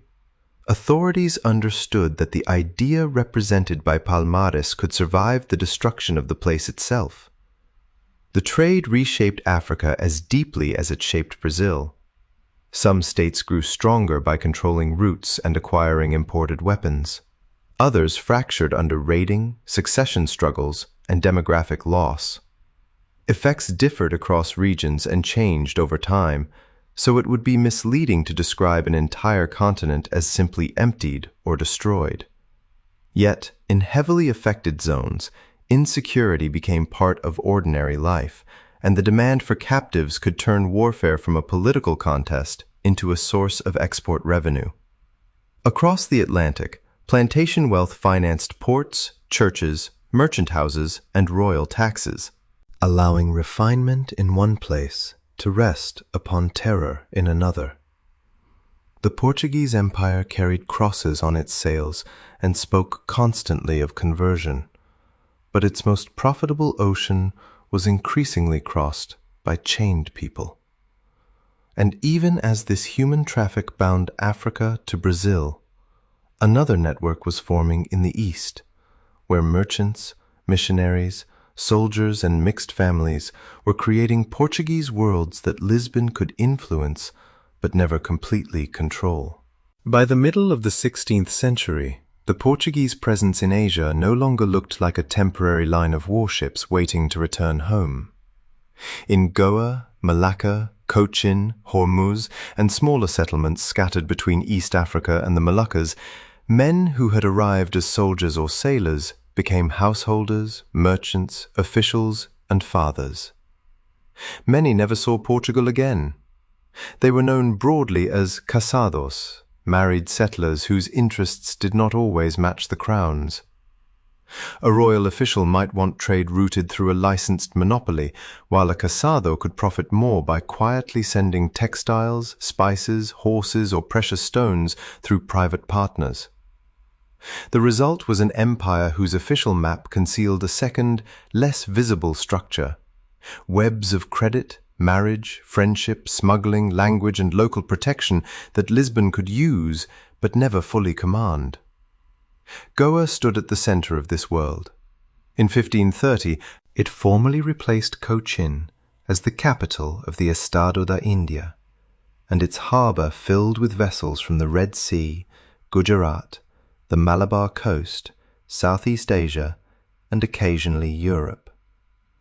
The city's streets brought together Portuguese nobles, Indian merchants, Brahmin officials, Muslim traders, African soldiers, Jewish and New Christian families, artisans, enslaved servants, interpreters, priests, sailors, and people whose ancestry crossed several of these categories. Church towers and government buildings announced Portuguese rule, but much of daily life remained dependent on Indian food systems, labor, markets, languages, and medicine. Local women were central to this transformation. Marriage with Portuguese settlers could offer some women and their families access to property, commercial networks, or legal privileges, though these relationships existed within unequal colonial conditions and could not be reduced to a romantic story of cultural blending. Widows sometimes inherited businesses and managed estates. Children of mixed ancestry occupied positions ranging from poverty and servitude to wealth and public office. Identity was not yet organized through the rigid racial classifications that later empires would try to impose. Religion, legal status, place of birth, family reputation, and wealth could matter as much as appearance. A person might be culturally Goan, legally Portuguese, linguistically Konkani, religiously Catholic, and connected by trade to people thousands of miles away. This flexibility helped the empire survive because Portugal itself could never supply enough people to operate it. Yet the same city that demonstrated accommodation also became a center of religious coercion. The Portuguese crown governed its eastern churches through the padroado system, under which the monarchy supported missionary activity and exercised considerable influence over appointments and organization. Franciscans, Dominicans, Augustinians, and Jesuits arrived with different methods and priorities. Francis Xavier reached Goa in 1542 and was disturbed by what he considered the weak religious commitment of many Portuguese settlers. He traveled to the fishery coast of southern India, where communities of Parava fishermen had accepted Portuguese protection and large-scale baptism amid conflict with rival groups. Xavier then moved through Malacca and reached Japan in 1549. He imagined a chain of conversion extending across Asia, but his journeys revealed that Christianity could not simply be carried intact from Europe and placed into another society. Every mission required interpreters, local patrons, translated concepts, and decisions about which customs could be accepted. Missionaries sometimes adapted clothing, vocabulary, and teaching methods. At other times, they condemned practices they barely understood. Conversion could express sincere belief, search for protection, access to trade, resistance to local hierarchy, family pressure, or several motives at once. The boundary between faith and politics was rarely clean. In Goa, pressure increased after the establishment of the Inquisition in 1560. Its tribunals investigated suspected heresy, secret adherence to Judaism or Islam, prohibited Hindu practices among converts, bigamy, sorcery, and other offenses defined by Catholic authorities. New Christians of Jewish ancestry were particularly vulnerable to accusations, while converts from local communities could be punished for maintaining older rituals. The Inquisition did not control every moment of Goan life, and the number of executions was smaller than popular legends sometimes claim. But imprisonment, confiscation, public humiliation, exile, and fear gave it power far beyond its final sentences. In the territories under firmer Portuguese rule, temples were destroyed or restricted at different times. Religious ceremonies were regulated, and conversion could be encouraged by legal and economic advantages. Outside those territories, Portuguese officials often tolerated religious diversity because commerce and diplomacy required it. The contrast was revealing. Imperial certainty tended to become strongest where the state felt secure enough to enforce it. Where Portuguese power was weak, flexibility suddenly appeared as wisdom. Goa also became a center of written exchange. A movable type printing press began operating there in 1556, the first known in India. It produced Christian works and texts connected to missionary education, although printing itself was not new to Asia, where Chinese, Korean, and Japanese traditions were already centuries old. European observers often mistook the arrival of their own technology for the arrival of technology itself. What was new was the way the press served a Latin Christian institution inside an Indian colonial city, creating another channel through which language and authority could travel. Farther east, Portuguese merchants continued beyond the limits of direct government. In the Moluccas, they sought cloves through alliances with Ternate, while Spanish expeditions and the rival Sultanate of Tidore complicated the struggle. Portuguese settlers built a fort at Ternate and entered local politics, but their behavior gradually turned alliance into hostility. In 1570, the Portuguese captain had Sultan Hairum killed after inviting him for negotiations. His son, Baabullah, led a sustained resistance that forced the Portuguese from Ternate in 1575. They shifted their support toward Tidore, proving again that possession of a fortress could not compensate for the destruction of trust. The islands were not pieces waiting to be claimed by Europeans. Their rulers used foreign powers against regional enemies until the foreigners became too dangerous, then reorganized alliances to remove them. Portuguese influence survived because it could move after defeat, not because it was invincible. China presented an even greater challenge. Portuguese ships reached the southern Chinese coast in the early 16th century, and a formal mission led by Fernão Pires de Andrade attempted to open relations with the Ming court. Initial prospects deteriorated as other Portuguese actors engaged in violence, kidnapping, smuggling, and behavior that Chinese officials interpreted as piracy. News that the Portuguese had conquered Malacca, whose displaced sultan appealed to China, further damaged their reputation. The embassy failed, and Tomé Pires died in Chinese custody, though the exact details of his final years remain uncertain. For decades, Portuguese traders operated through unstable arrangements, offshore islands, illegal markets, and partnerships with Chinese merchants who were themselves willing to evade official restrictions. This was the world of maritime smugglers and intermediaries, often grouped under the broad Japanese term woko, despite the fact that many participants were Chinese and others came from several coastal societies. The Portuguese succeeded not by overpowering the Ming Empire, which would have been impossible, but by becoming useful inside a trade system that official policy could restrict but not eliminate. By the 1550s, they were permitted to establish a durable presence at Macau. The often cited date of 1557 marks the consolidation of that settlement, but it should not be imagined as a conventional military conquest. Chinese authorities retained sovereignty, regulated access, and later received an annual ground payment, while Portuguese residents developed their own municipal institutions and managed many internal affairs. Macau existed through negotiated ambiguity. To Lisbon, it could be described as a Portuguese possession. To Chinese authorities, it remained territory allowed for foreign residents and commerce. That uncertainty was not a weakness to be solved.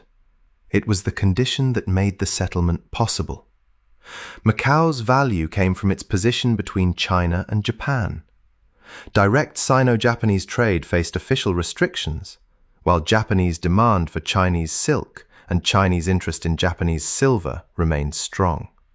Portuguese merchants inserted themselves between the two markets.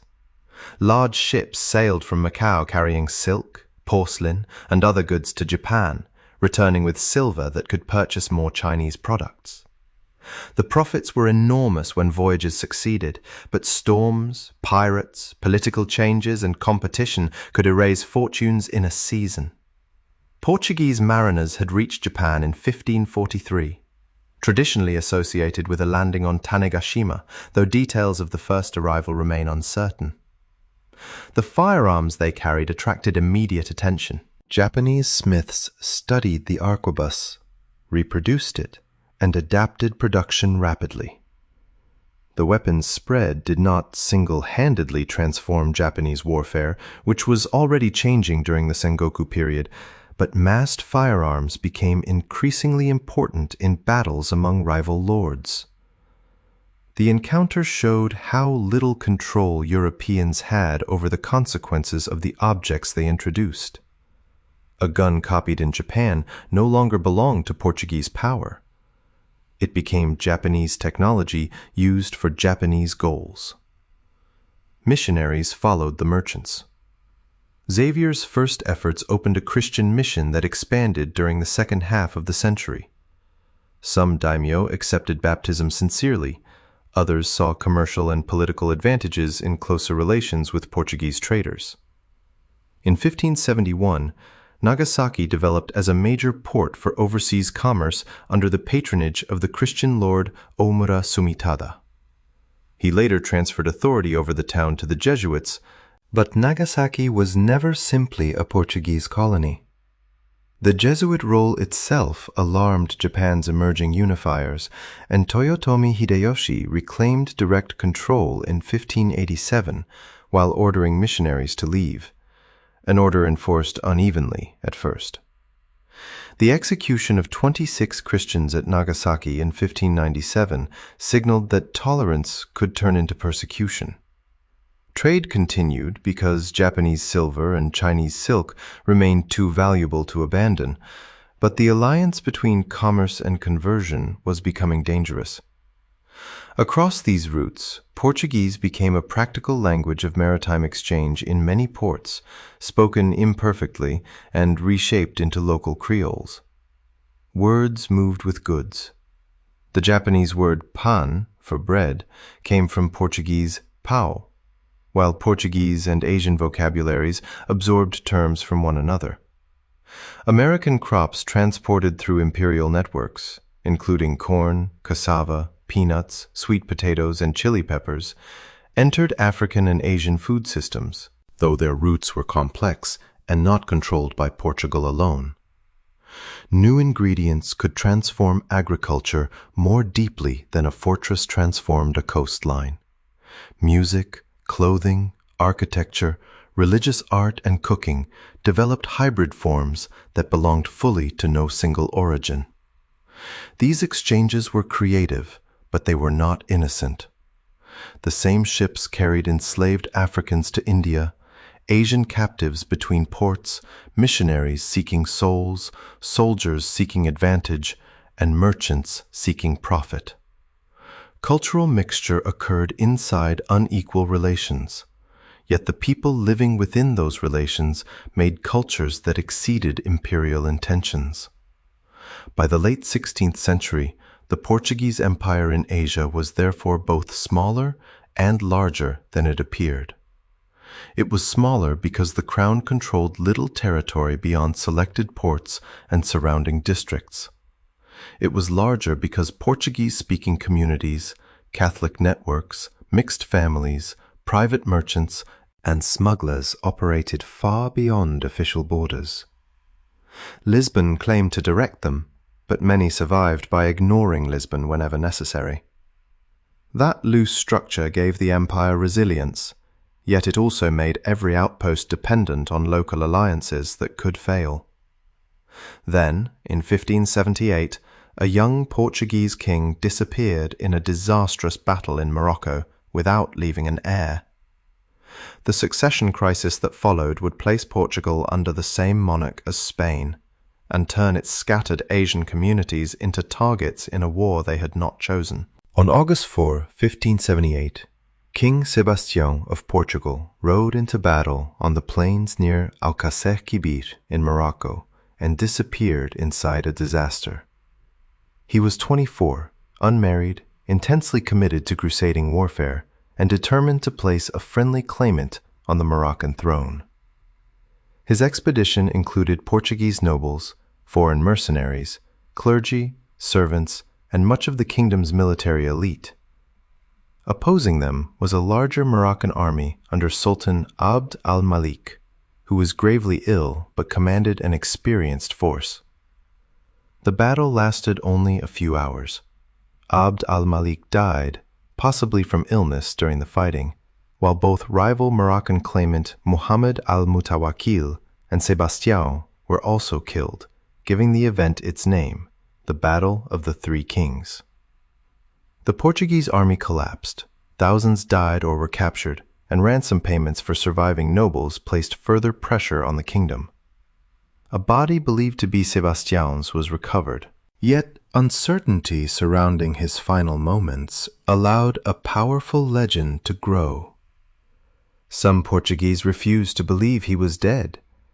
They imagined that the young king would return on a misty morning and restore the country's lost greatness, a belief known as Sebastianism that survived for generations because hope can become most stubborn when reality offers nothing in its place. The throne passed to Sebastião's elderly great-uncle, Cardinal Enrique, who died in 1580 without an heir. Several claimants emerged, including Catarina, Duchess of Braganza, Antonio, Prior of Crato, and Philip II of Spain, whose mother had been a Portuguese princess. Antonio was proclaimed king by supporters, but Philip possessed the stronger army. Spanish forces commanded by the Duke of Alba invaded Portugal and defeated Antonio's troops near Lisbon at the Battle of Alcantara. In 1581, Philip was recognized as Philip I of Portugal at the Cortes of Tomar. Spain and Portugal now shared a monarch, creating what later became known as the Iberian Union. It is tempting to describe this as Spain simply annexing Portugal, but the arrangement was more carefully constructed. Portugal retained its laws, currency, courts, administrative offices, and overseas institutions. Philip promised that Portuguese affairs would largely remain in Portuguese hands, and the two empires were not legally merged into one uniform state. A merchant in Goa or Salvador still answered to Portuguese institutions, not directly to Castilian ones.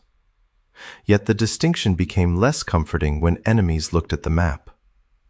To the Dutch Republic and England, Portugal was now part of the power structure of the Spanish Habsburgs. The scattered ports Portuguese merchants had spent generations building became targets in wars originating far from them. At first, the union offered possible advantages. Portuguese merchants could gain indirect access to Spanish silver and wider imperial networks, while the monarchy could coordinate resources across an extraordinary global domain. In practice, legal restrictions, rivalry between merchant communities, and the Crown's enormous military commitments limited those benefits. Portuguese ships and money could be drawn into Habsburg priorities. Portuguese vessels participated in the Spanish Armada of 1588, and Lisbon became strategically useful to Madrid. More damaging was Spain's attempt to block Dutch merchants from Iberian ports. The Dutch had long purchased Asian spices in Lisbon and redistributed them through northern Europe. Once access became uncertain or prohibited, the incentive to sail directly to Asia grew stronger. In 1595, Cornelis de Houtman led a Dutch expedition toward the Indonesian archipelago. It was difficult, violent, and commercially uneven, but it proved that Dutch merchants could reach Asian markets without Lisbon. In 1602, competing Dutch ventures were combined into the Dutch East India Company, or VOC, which received sweeping powers to wage war, negotiate treaties, build forts, and govern overseas possessions. Its joint stock structure provided more continuous capital than the Portuguese crown's often strained annual system, while Dutch commanders could focus resources on selected targets. This did not make the VOC unstoppable or uniquely modern. It suffered corruption, shipwreck, mutiny, and dependence on Asian allies just as the Portuguese did. But it entered the struggle at a moment when Portugal's defenses were spread from Brazil to Japan, and the shared monarchy faced wars across Europe. The Dutch did not need to conquer the entire Portuguese Empire. They needed to break enough profitable links that the remaining network could no longer support itself in the same way. Their first major successes came in Southeast Asia. In 1605, Dutch forces took the Portuguese position at Ambon and strengthened alliances with Ternate against Portuguese and Spanish influence in the Moluccas. Control of the Spice Islands remained contested because local rulers were not passive partners, but Dutch naval power increasingly restricted Portuguese access to cloves and nutmeg. The VOC combined blockade, treaty, coercion, and selective destruction to create its own monopolies. Asian producers who had resisted Portuguese control could discover that the Dutch were equally determined to dictate where goods might be sold. Imperial competition changed the flag above a fortress more easily than it changed the logic of monopoly. In 1622, another crucial Portuguese position fell, though not to the Dutch. Shah Abbas I of Persia wanted to recover Hormuz and worked with ships from the English East India Company. Persian forces captured the island while English vessels challenged the Portuguese at sea. Hormuz, once imagined as the western lock on the Indian Ocean, was lost. Portuguese operations shifted toward Muscat, which itself fell to Omani forces in 1650. The sequence revealed a pattern. European rivals were dangerous, but they often succeeded by supporting regional powers whose own goals were older and more immediate than any European conflict. In East Asia, Macau survived a direct Dutch attack in 1622. A Dutch force landed and expected an easy victory because the settlement had relatively few regular defenders. Residents, militia, clergy, and enslaved Africans participated in the defense, and the attackers were driven back after heavy losses. Later memory celebrated the victory as Portuguese heroism, but Macau's survival depended on a local society far more diverse than that label suggests. The city remained valuable through trade with China and Japan, yet events in Japan soon closed one of its richest routes. The Tokugawa shogunate increasingly associated Portuguese merchants with Catholic missionaries and feared that Christian communities might threaten political order. After decades of restrictions and persecution, and following the Shimabara-Amakusa Rebellion of 1637 to 1638, in which many rebels were Christians, though their grievances also involved taxation and famine, Portuguese ships were formally excluded in 1639. The Dutch, willing to separate commerce from missionary activity, retained a tightly controlled presence at Dejima. Macau lost much of the Japan trade that had sustained it. The most dramatic conflict unfolded across the Atlantic. The Dutch West India Company, founded in 1621, targeted the sugar economy and the routes carrying enslaved Africans to Brazil. Dutch forces captured Salvador in 1624, but a large Iberian expedition retook the city the following year. In 1630, the Dutch returned and seized Olinda and Recife in Pernambuco, the center of Brazil's sugar production. Their foothold expanded, and under Johann Maurits of Nassau, who governed from 1637 to 1644, Dutch Brazil acquired an image of scientific curiosity, urban improvement, artistic documentation, and relative religious tolerance.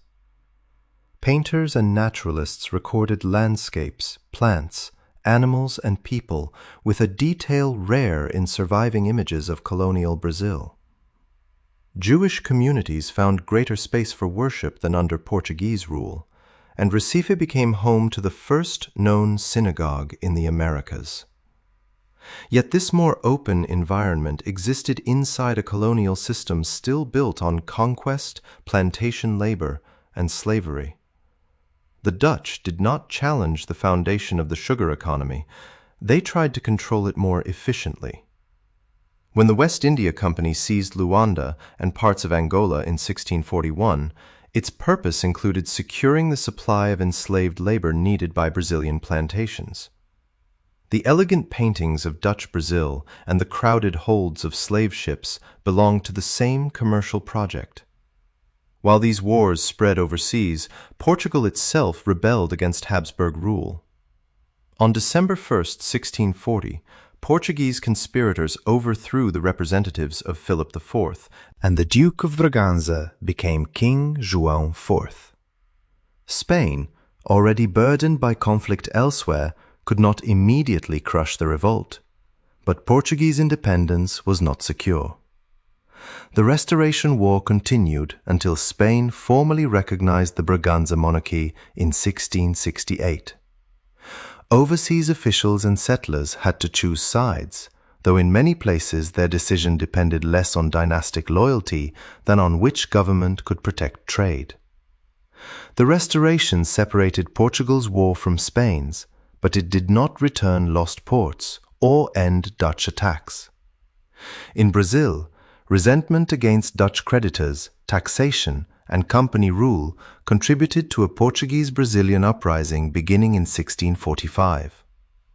Planters, local troops, indigenous allies, free and enslaved Africans, and forces connected to the restored Portuguese crown fought a campaign that later national history would simplify into a united Brazilian struggle. The battles of Guararapes in 1648 and 1649 weakened the Dutch position, and Recife surrendered in 1654. Across the ocean, a fleet organized from Brazil under Salvador Correa de Sá had already recaptured Luanda in 1648. That expedition demonstrated where Portuguese imperial energy now came from. Brazil was no longer merely defended by Lisbon. Brazilian wealth, ships, and settlers were helping restore Portuguese control in Africa. The South Atlantic had become a system with its own momentum. In Asia, the losses continued. Malacca fell to the Dutch in 1641 after a long siege conducted with the crucial assistance of the Sultanate of Johor, whose rulers had their own reasons to destroy Portuguese power there. In Sri Lanka, the Dutch allied with the Kingdom of Kandy against Portugal, then gradually occupied the coastal territories they had promised to help liberate. Colombo fell in 1656 and Jaffna in 1658, ending Portuguese rule on the island. The Dutch replaced one European coastal empire with another, while Kandy remained independent inland, frustrated by allies who had become occupiers. Portugal preserved Goa, Daman, Diu, Macau, parts of Timor, and scattered positions in Africa, but the Eastern Empire was permanently reduced. To secure support against Spain and protect what remained, Portugal renewed its alliance with England. The marriage of Catherine of Braganza to Charles II in 1661 came with an enormous dowry that included Tangier and Bombay, along with commercial privileges. Bombay was eventually transferred and later placed under the English East India Company, becoming a base for the power that would eclipse both Portugal and the Netherlands in India. What looked like a royal marriage in Europe altered the future of an Asian city. By the late 17th century, the Portuguese Empire had not collapsed, it had changed its center of gravity. Dutch competition destroyed parts of the old spice network, but Portuguese private merchants, mixed communities, missionaries, and local allies continued operating beyond the territories Lisbon retained. Portuguese remained a commercial language in ports no longer flying the Portuguese flag. The empire survived by becoming less dependent on the dream of locking the Indian Ocean and more dependent on Brazil, Angola, and the Atlantic. Yet Brazil's sugar economy now faced growing competition from Caribbean plantations developed with knowledge and capital carried away during the wars. Prices weakened, debts deepened, and the colony needed a new source of wealth.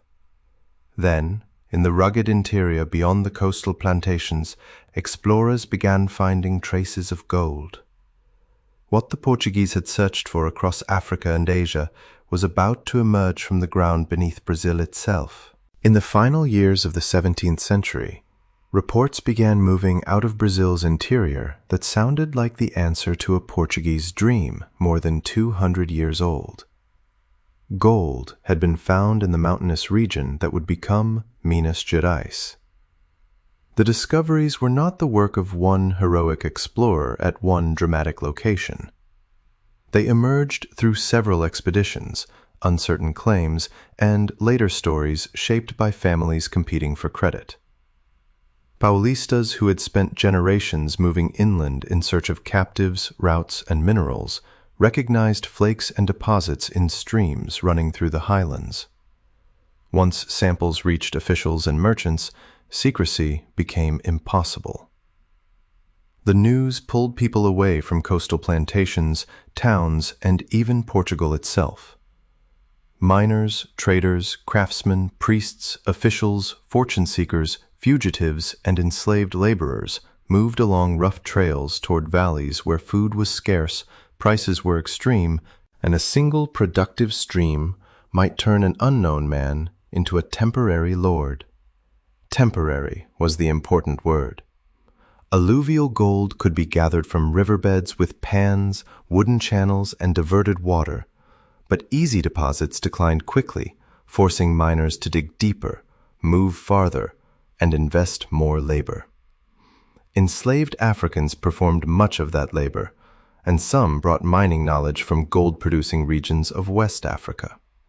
They stood for hours in cold water, carried earth, cut channels, broke rock, and worked under conditions where injury and disease could erase whatever profit an owner expected from them. Gold changed the form of colonial wealth, but not the habit of placing the heaviest cost on captive bodies. The rush also produced conflict over who had the right to claim the new territory. Paulistas believed their expeditions entitled them to privileged access, while newcomers from Portugal and other parts of Brazil arrived in increasing numbers. Between 1707 and 1709, tensions erupted into the War of the Emboabas. The name, probably derived from an indigenous term, was used contemptuously for outsiders. Fighting, local expulsions and political maneuvering ended with greater royal intervention and a weakening of the Paulistas' exclusive claims. The crown had no intention of allowing distant settlers to treat the mines as private discoveries. Administrative boundaries were reorganized, roads were watched, and officials attempted to turn scattered camps into taxable towns. Villarica, later called Ouro Preto, rose among steep hills where churches, houses, workshops, and government buildings seemed to cling to the slopes. Mariana, Sabará, São João del Rei, and other settlements expanded nearby. This was not a slow agricultural frontier, it was an urbanizing society created with astonishing speed by the concentration of portable wealth.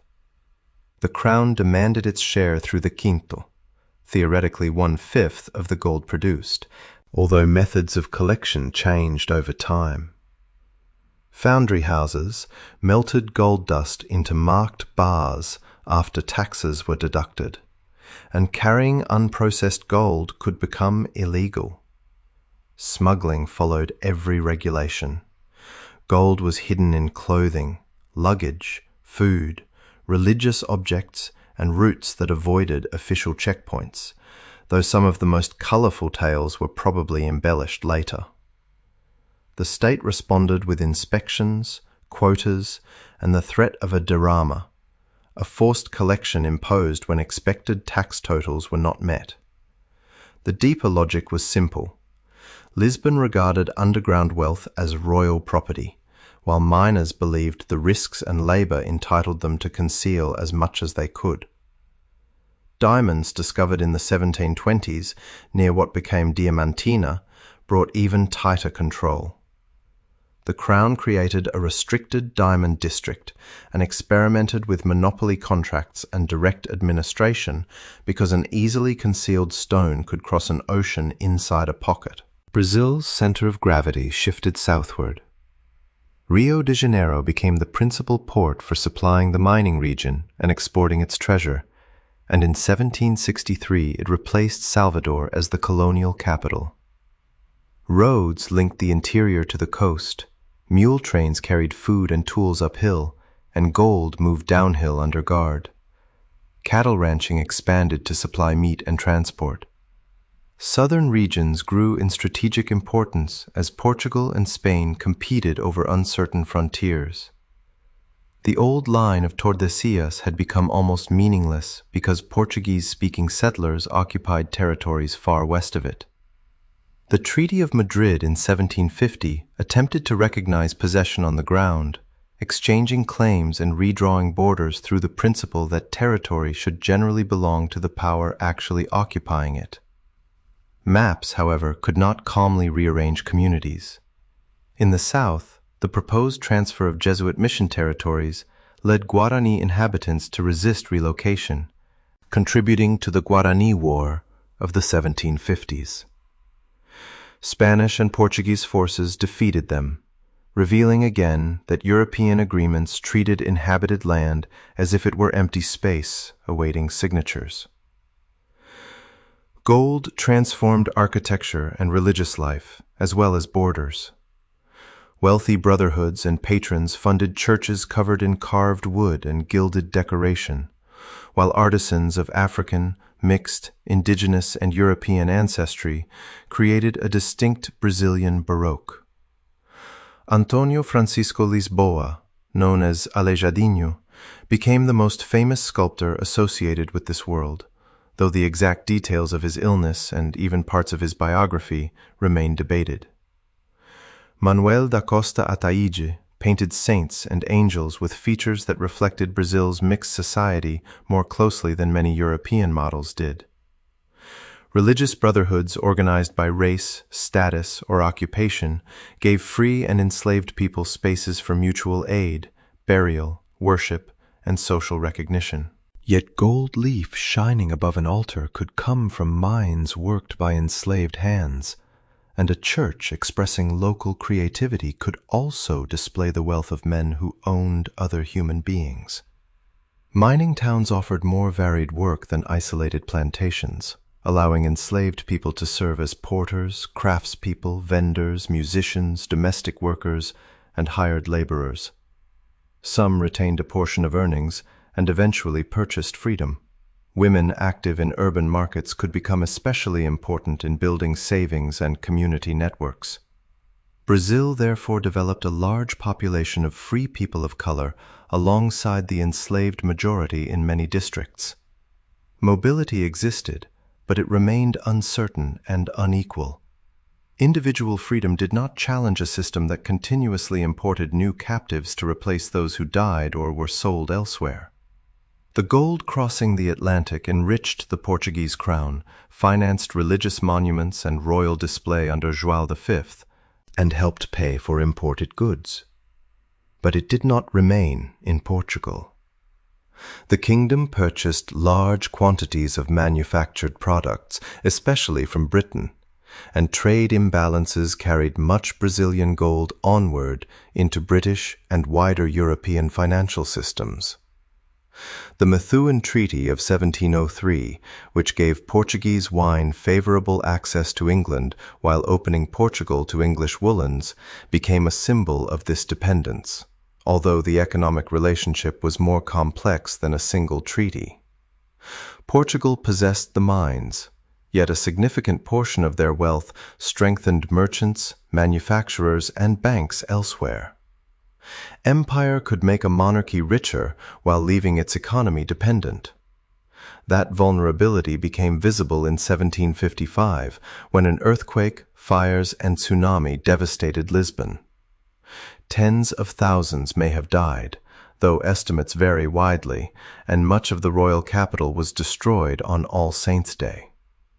Sebastião José de Carvalho e Melo, later the Marquis of Pombal, directed reconstruction with an authority that made him the dominant minister of the reign. Lisbon's lower city was rebuilt with a rational street grid and structures designed with earthquake resistance in mind. Pombal also sought to tighten government, promote commerce, reduce certain inherited privileges, and make imperial administration more useful to the state. He expelled the Jesuits from Portuguese territories in 1759, accusing them of obstructing royal authority and economic reform. In Brazil, the removal disrupted missions and education while placing indigenous communities under new forms of secular administration that often exposed them more directly to colonial labor demands. Pombal's policies weakened formal discrimination against new Christians and attempted to reshape the empire through law, but centralization could be reforming in one area and coercive in another. By the second half of the 18th century, gold production was declining from its earlier peaks, while tax expectations remained heavy. Educated colonial elites read Enlightenment works, observed the independence of the United States, and discussed whether Brazil's relationship with Portugal could continue unchanged. In 1789, officials uncovered a conspiracy in Minas Gerais, later known as the Inconfidência Mineira. Its participants included officers, landowners, clergy, and intellectuals who discussed independence and a republican government, often imagining revolt at the moment authorities imposed a tax collection. Their plans were incomplete, and their positions on slavery were inconsistent. Many belonged to the slaveholding elite, so the movement should not be treated as a fully democratic national revolution. Most conspirators were exiled after the plot was betrayed. Joaquim José da Silva Xavier, called Tiradentes, was executed and dismembered in 1792, becoming a martyr only later when Republican Brazil reshaped his image. A more socially radical conspiracy appeared in Bahia in 1798, involving soldiers, artisans, and people of color who discussed equality, republicanism, and the end of slavery. It too was suppressed, and 4 men were executed. These movements failed, but they showed that the empire's political imagination was widening just as its mineral wealth narrowed. The event that finally overturned the relationship between colony and capital came from Europe. In 1807, Napoleon's forces prepared to invade Portugal after the monarchy resisted fully enforcing the continental system against Britain. The Portuguese royal family faced a choice between capture in Lisbon and flight across the Atlantic. Under British naval protection, Prince Regent João, the royal household, government officials, archives, treasure, servants, and thousands of others crowded aboard ships and departed shortly before French troops entered the capital. The crossing was chaotic. Ships were overcrowded, storms separated vessels, supplies deteriorated, and disease spread, but the dynasty escaped. João reached Salvador in January 1808 and soon issued a decree opening Brazilian ports to friendly nations, ending the old colonial trade monopoly. In March, the court arrived at Rio de Janeiro. For the first time in modern European imperial history, a ruling dynasty had moved its government from Europe to an American colony. Rio changed almost overnight. Houses were requisitioned for nobles and officials. Rents rose, streets filled with unfamiliar uniforms and carriages, and residents discovered that becoming an imperial capital could feel remarkably like being occupied by their own monarchy. New courts, ministries, military institutions, a royal printing press, a bank, a library, botanical facilities, and schools appeared. Foreign merchants entered more freely, especially the British, whose commercial privileges gave them enormous influence. Brazil was no longer governed as an ordinary colony because the machinery of empire now sat inside it. In 1815, it was elevated into the United Kingdom of Portugal, Brazil, and the Algarves, giving the court a legal basis for remaining in Rio after Napoleon's defeat. When Queen Maria I died in 1816, João became king. Yet the new arrangement satisfied neither side of the Atlantic. Many Portuguese resented being governed from Rio and watching Brazilian ports escape their former dependence. Brazilians saw that institutions and autonomy granted during the royal residence could be taken away if the court returned. A Republican revolt in Pernambuco in 1817 was crushed, but discontent survived. The Liberal Revolution of 1820 began in Porto and demanded a constitution, the king's return, and the restoration of Lisbon's political authority. João VI sailed back in 1821, leaving his son Pedro in Brazil.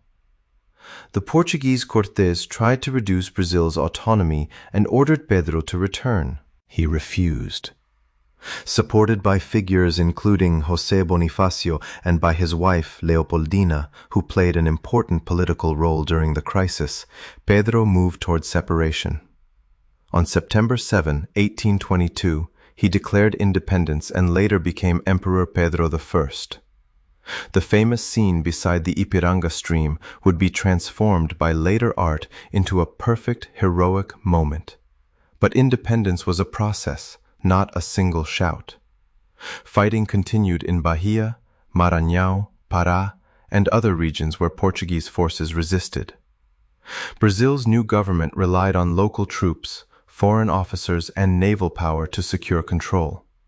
Portugal formally recognized independence in 1825 after negotiations shaped by British diplomacy and financial arrangements. Brazil remained a monarchy under the same dynasty and preserved slavery, elite power, and much of its immense territory. The colony had not merely broken away from the empire, it had taken the royal court, imperial institutions, and a Portuguese prince, and used them to become an empire of its own. Portugal was left without the possession that had financed its recovery for more than a century. Once again, Lisbon had to decide where its future empire would be found, and this time, its attention turned toward Africa. After Brazil's independence, Portuguese maps still showed possessions scattered across Africa and Asia, but the colored spaces suggested a degree of control that did not exist on the ground. In Angola and Mozambique, Portugal governed coastal cities, islands, river ports, and a limited number of inland settlements, while African kingdoms, trading networks, and local authorities controlled most of the vast interior. Luanda might fly the Portuguese flag, and Mozambique Island might contain officials who wrote reports in the king's name. Yet a traveler moving only a short distance beyond those centers could enter a political world where Lisbon's orders meant almost nothing. The empire's 19th century transformation would therefore not be a simple expansion into empty land. It would be an attempt to convert old commercial claims into territorial rule over societies that had never accepted Portuguese sovereignty. Some historians describe this as Portugal's Third Empire. The first centered on Asian maritime trade, the second on Brazil and the South Atlantic, and the third increasingly focused on Africa. The label is useful as long as it does not imply three clean beginnings. Portuguese involvement in Africa was already centuries old, and the new empire grew directly from older systems of trade, mission activity, slavery, and coastal warfare. What changed was the ambition to rule the interior itself.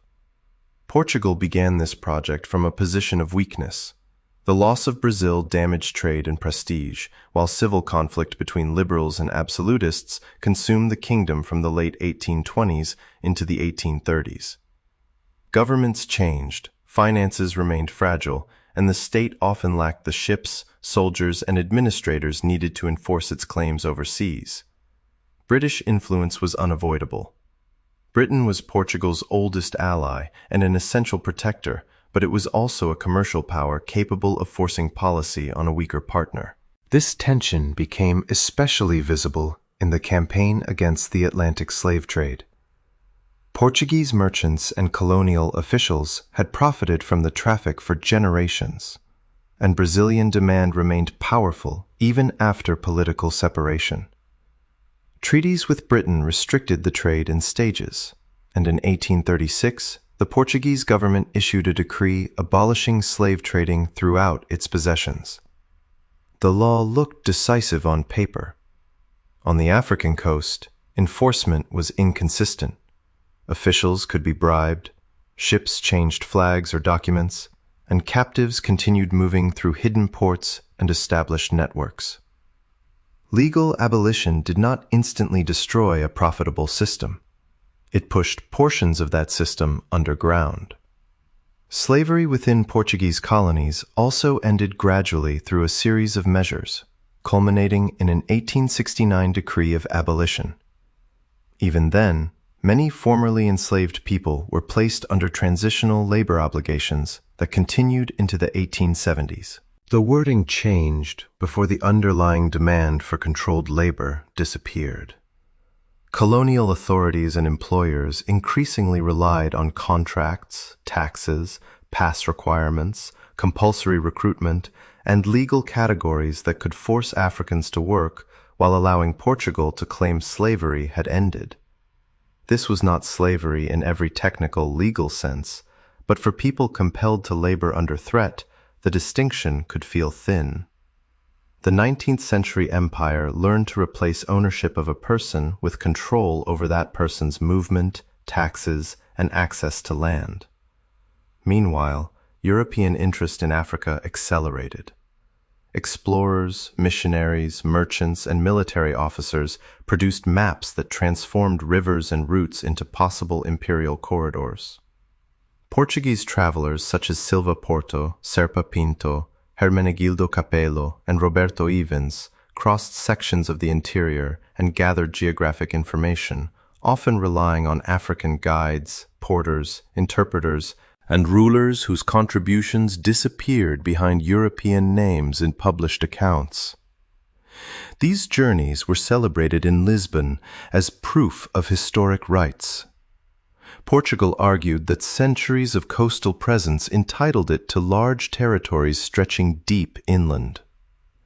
Other European governments increasingly rejected historical priority unless it was supported by visible administration and military occupation. The Berlin Conference of 1884 to 1885 did not literally divide every piece of Africa at one table, as simplified accounts sometimes suggest, but it helped establish rules that rewarded effective occupation. A flag planted generations earlier was no longer enough. A colonial power needed treaties, officials, forts, tax collection, and the ability to suppress resistance. For Portugal, this requirement was both an opportunity and a trap. It encouraged Lisbon to claim enormous spaces before Britain, France, Germany, or Belgium could do the same, but it also demanded resources Portugal did not possess. The most ambitious expression of this hope appeared on the so-called Pink Map, which showed a band of Portuguese claimed territory connecting Angola on the Atlantic with Mozambique on the Indian Ocean. Such a corridor would have cut across regions now belonging to Zambia, Zimbabwe, and Malawi. Portuguese explorers and officials negotiated treaties with selected African leaders and presented them as evidence of sovereignty, though the meaning of those agreements was often uncertain. A ruler might believe he had granted trade or friendship, while a European document described submission. Britain had competing interests in southern and central Africa, including routes linking its own territories and commercial influence around the Shire Highlands and Lake Nyasa. In January 1890, the British government issued an ultimatum demanding that Portuguese forces withdraw from disputed areas. Portugal could not realistically fight Britain, whose navy dominated the seas and whose economic power reached deeply into Portuguese life. Lisbon accepted. The humiliation was immediate.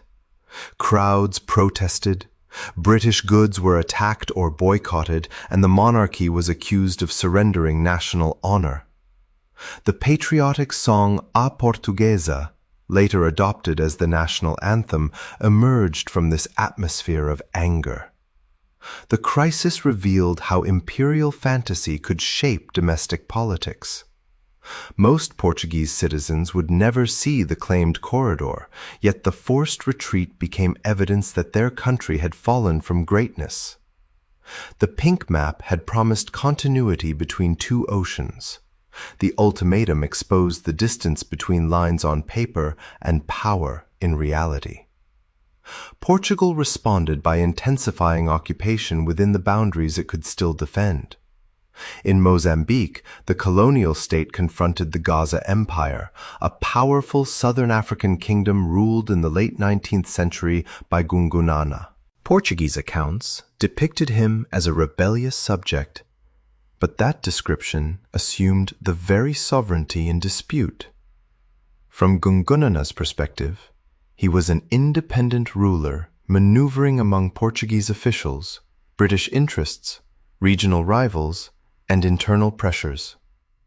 Portuguese forces launched a series of campaigns during the 1890s. In 1895, the officer Muzinho de Albuquerque captured Gungunana at Jaimite and sent him into exile, eventually to the Azores. Lisbon celebrated the event with parades and heroic imagery, turning a complicated regional war into a simple tale of European courage. Yet, removing one ruler did not establish peaceful control.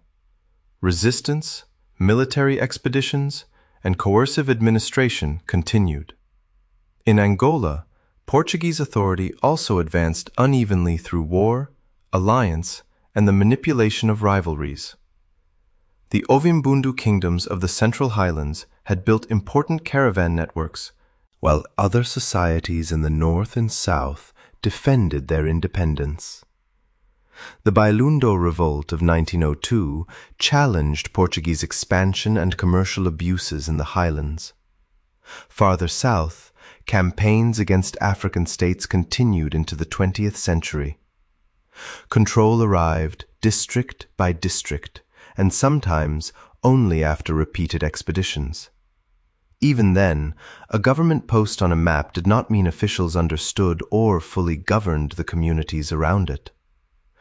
Portuguese Guinea followed a similar pattern, with military campaigns extending well into the early 20th century before the colonial state could claim more than fragile command over much of the territory. Conquest was expensive, so Lisbon transferred enormous powers to private companies. In Mozambique, Chartered enterprises such as the Mozambique Company and the Nyassa Company governed territories, collected taxes, recruited labor, granted land, and maintained armed forces. Much of their capital was foreign, revealing another imperial contradiction. Portugal defended colonial sovereignty partly by allowing non-Portuguese investors to operate large portions of the colony.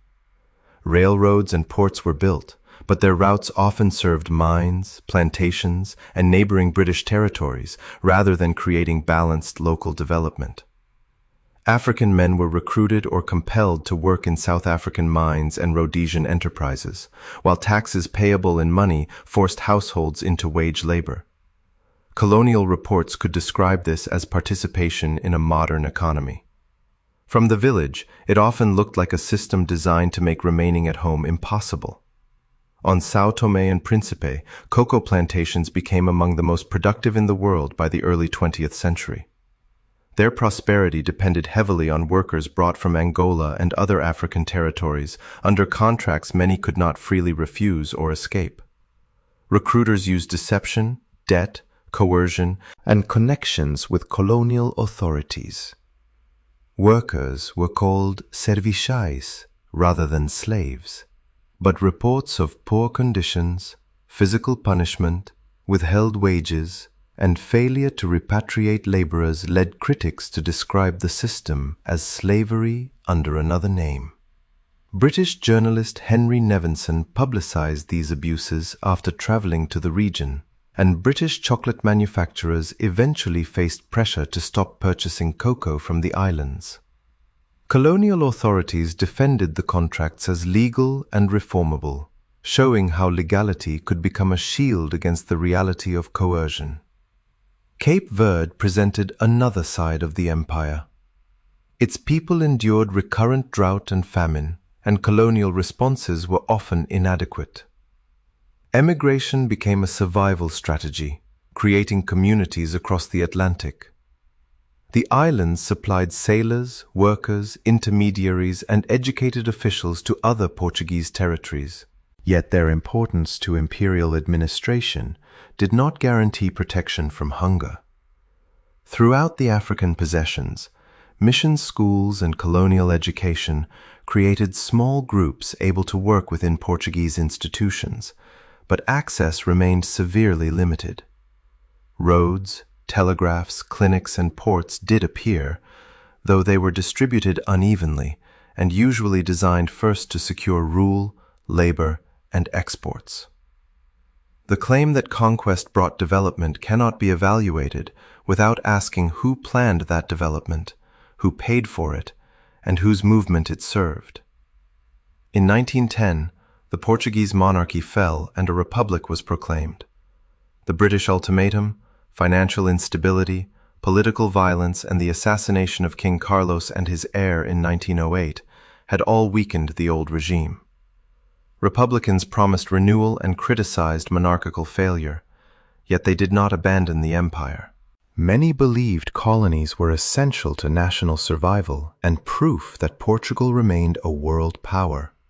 Administrative language changed, reforms were announced, and some abuses were condemned, but compulsory labor and racial hierarchy persisted. The empire had become too important to Portuguese identity for either monarchists or republicans to question its basic existence. African resistance, international criticism, and the costs of occupation continued beneath patriotic speeches.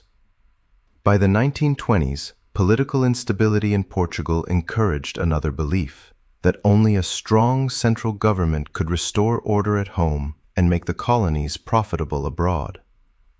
A military coup in 1926 ended the parliamentary republic.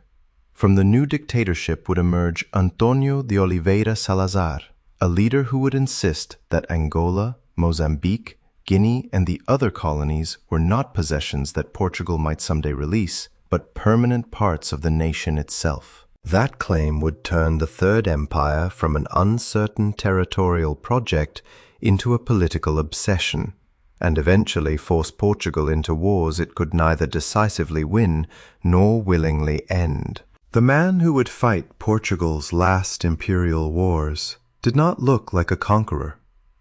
Antonio de Oliveira Salazar wore dark suits, spoke without theatrical fire, and governed from Lisbon with the chilly discipline of an accountant balancing a ledger. Yet behind that restrained exterior stood one conviction he would not negotiate. The overseas territories were not possessions Portugal could simply surrender. They were part of the nation itself. After the military coup of 1926 buried the unstable First Republic, Salazar entered the government as finance minister in 1928, became prime minister in 1932, and shaped the 1933 constitution into the Estado Novo, an authoritarian state built on censorship, controlled unions, Catholic conservatism, and political obedience. Its violence was often quiet before it became visible. Newspapers learned which truths could not be printed.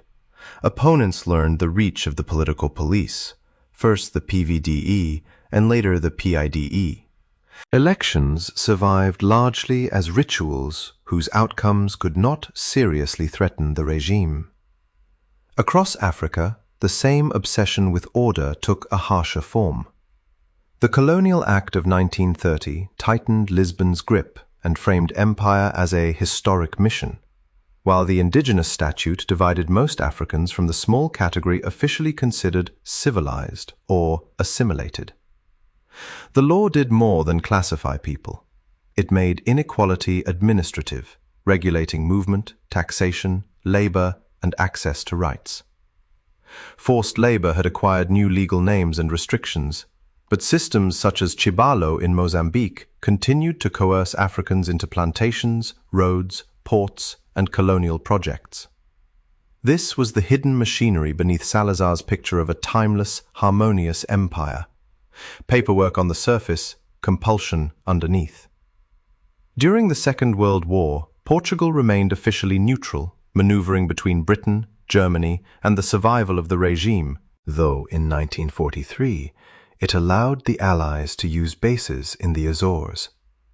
That strategic compromise helped Salazar emerge from the war intact. But the world around him had changed. European empires were beginning to fracture. Anti-colonial movements were gaining international legitimacy, and the new United Nations made old imperial language increasingly difficult to defend. Lisbon's response was not withdrawal, but renaming.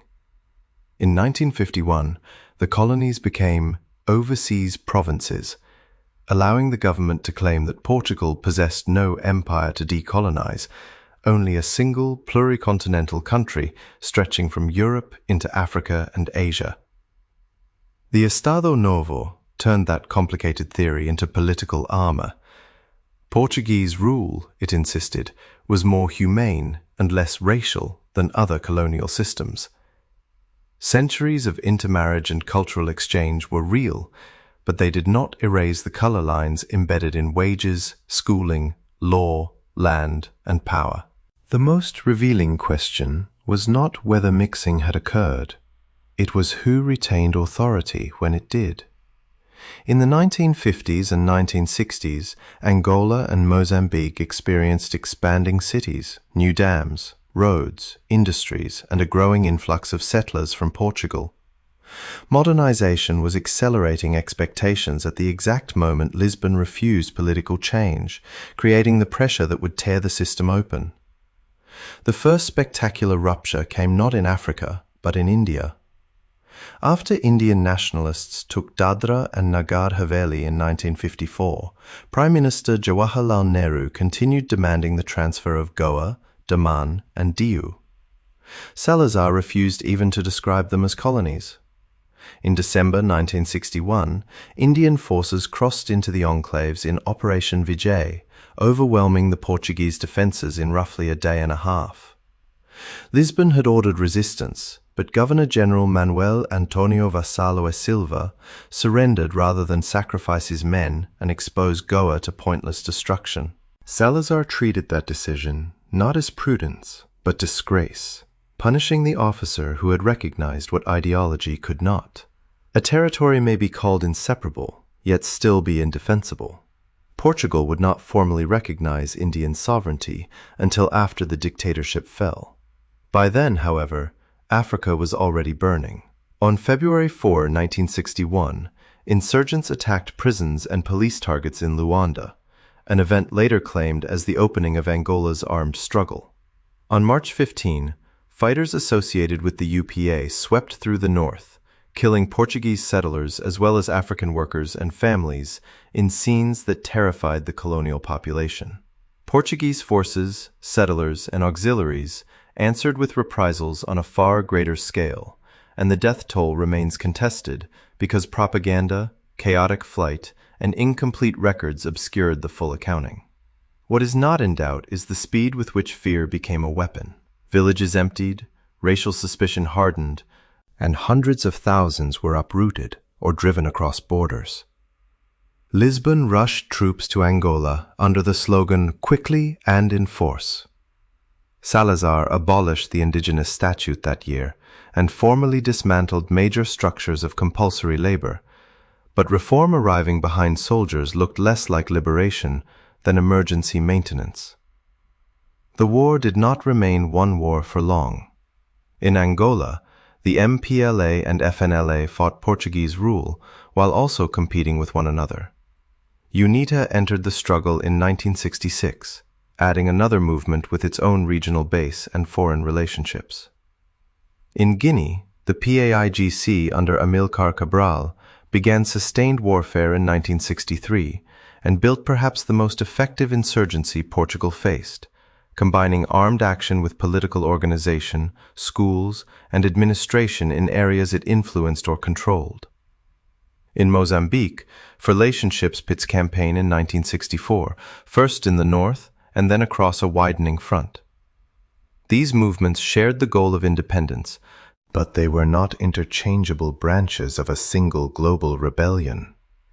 Ethnic loyalties, class tensions, personal rivalries, local grievances, and competing visions of the future shaped each battlefield.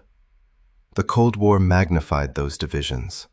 Liberation movements received varying assistance from the Soviet Union, China, Cuba, and sympathetic African governments, while Portugal relied on NATO relationships, Western tolerance, and cooperation with white-ruled South Africa and Rhodesia, though its colonial wars lay outside NATO's formal mission. Portugal answered guerrilla warfare with helicopters, commandos, intelligence networks, fortified settlements, and programs intended to win rural allegiance. Populations were moved into controlled villages that authorities presented as centers of security and development. To many inhabitants, they were places of surveillance and disrupted livelihoods.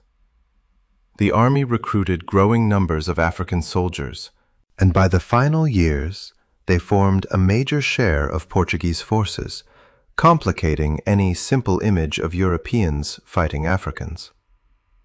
The insurgencies also used coercion and committed abuses, but the state possessed vastly greater machinery of confinement and aerial violence.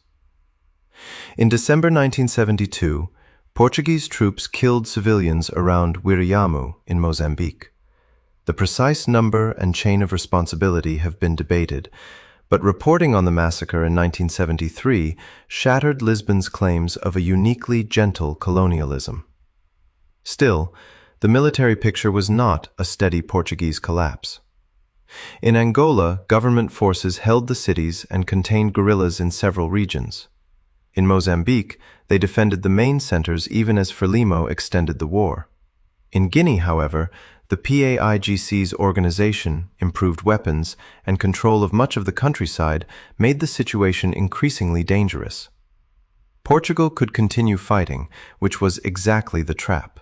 It could win engagements without discovering a path to peace. Every tactical success returned the same unanswered question. What political future was the army supposed to create? Salazar offered none beyond permanence.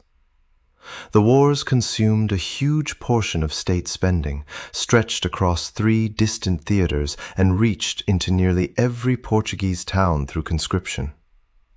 Economic growth during the 1960s made the contradiction sharper, not softer.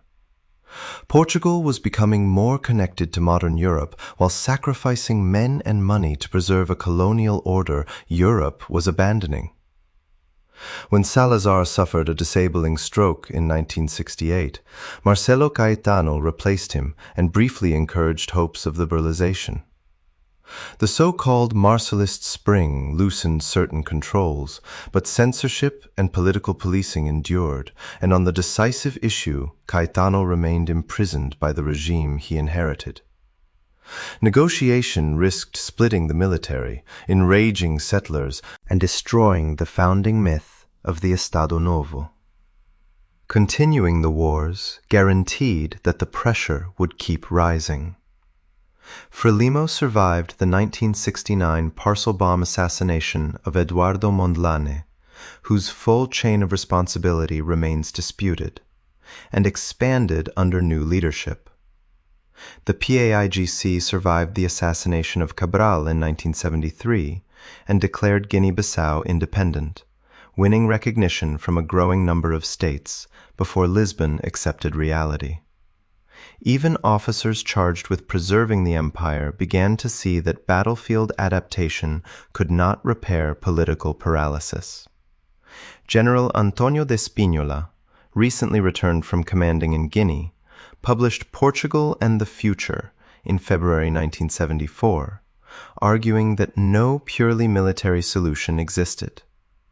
The book did not demand immediate decolonization in the form that soon followed, but its central admission was explosive. The state's promise of victory was hollow. Beneath the generals, younger officers had already begun organizing. What started partly as anger over career regulations became the armed forces movement, a conspiracy fed by repeated deployments, exhausted families, and the realization that they were being asked to hold history still. A premature uprising at Caldas da Rainha failed in March, giving the government one last warning it could not interpret.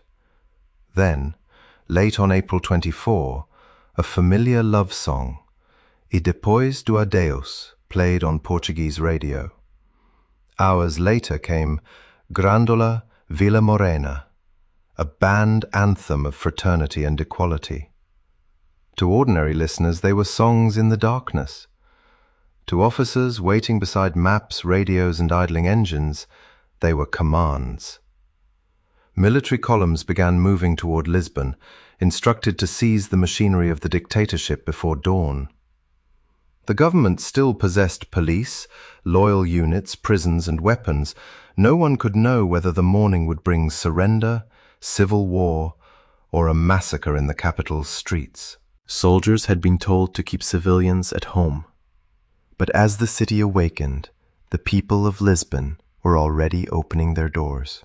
By sunrise on April 25, 1974, armored vehicles were entering Lisbon beneath a pale spring sky, and the regime that had promised to preserve an empire forever was discovering that it could not even control its own streets.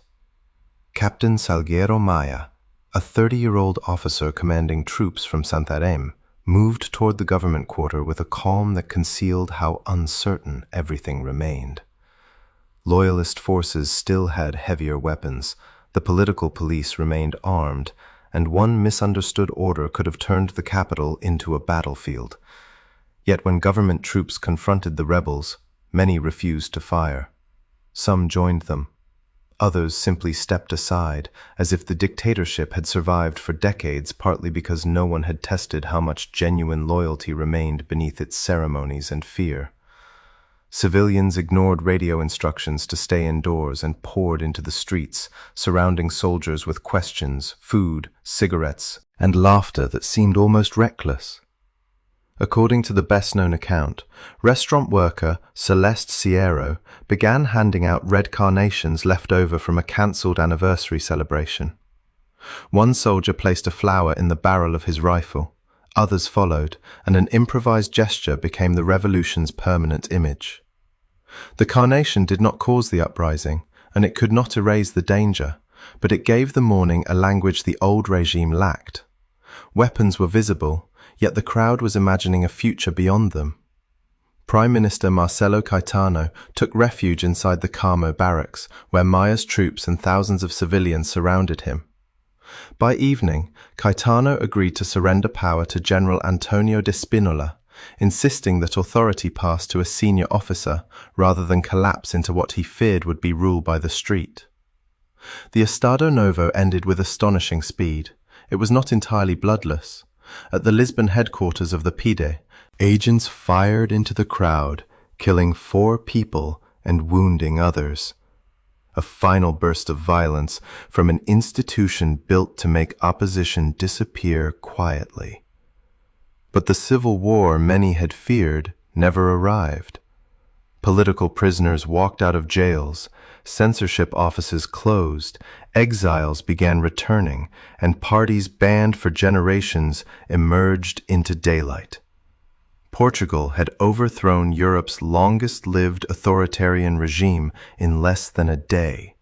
Dismantling the empire that sustained it would prove far more chaotic. The Armed Forces Movement announced a program often summarized as 3 goals: democratize, decolonize, and develop. Each sounded simple until the country tried to define what it meant. Spinola imagined a loose federation in which the African territories might retain links to Portugal after negotiations and referendums. Many junior officers, independence movements, and exhausted conscripts believed that moment had already passed. They had not risked rebellion merely to redesign the same war. Across Africa, guerrilla organizations controlled territory, commanded armies, and possessed international recognition. Portugal's new leaders, therefore, faced a truth the dictatorship had hidden. Colonial rule could end through negotiation, but Lisbon could no longer dictate the final shape of independence. Guinea-Bissau, whose independence the PAIGC had already declared, was formally recognized by Portugal in September 1974. Mozambique followed a more turbulent path. The Lusaka Accord transferred authority toward a Frelimo-led transitional government, provoking panic among many Portuguese settlers and a failed revolt by opponents of the agreement.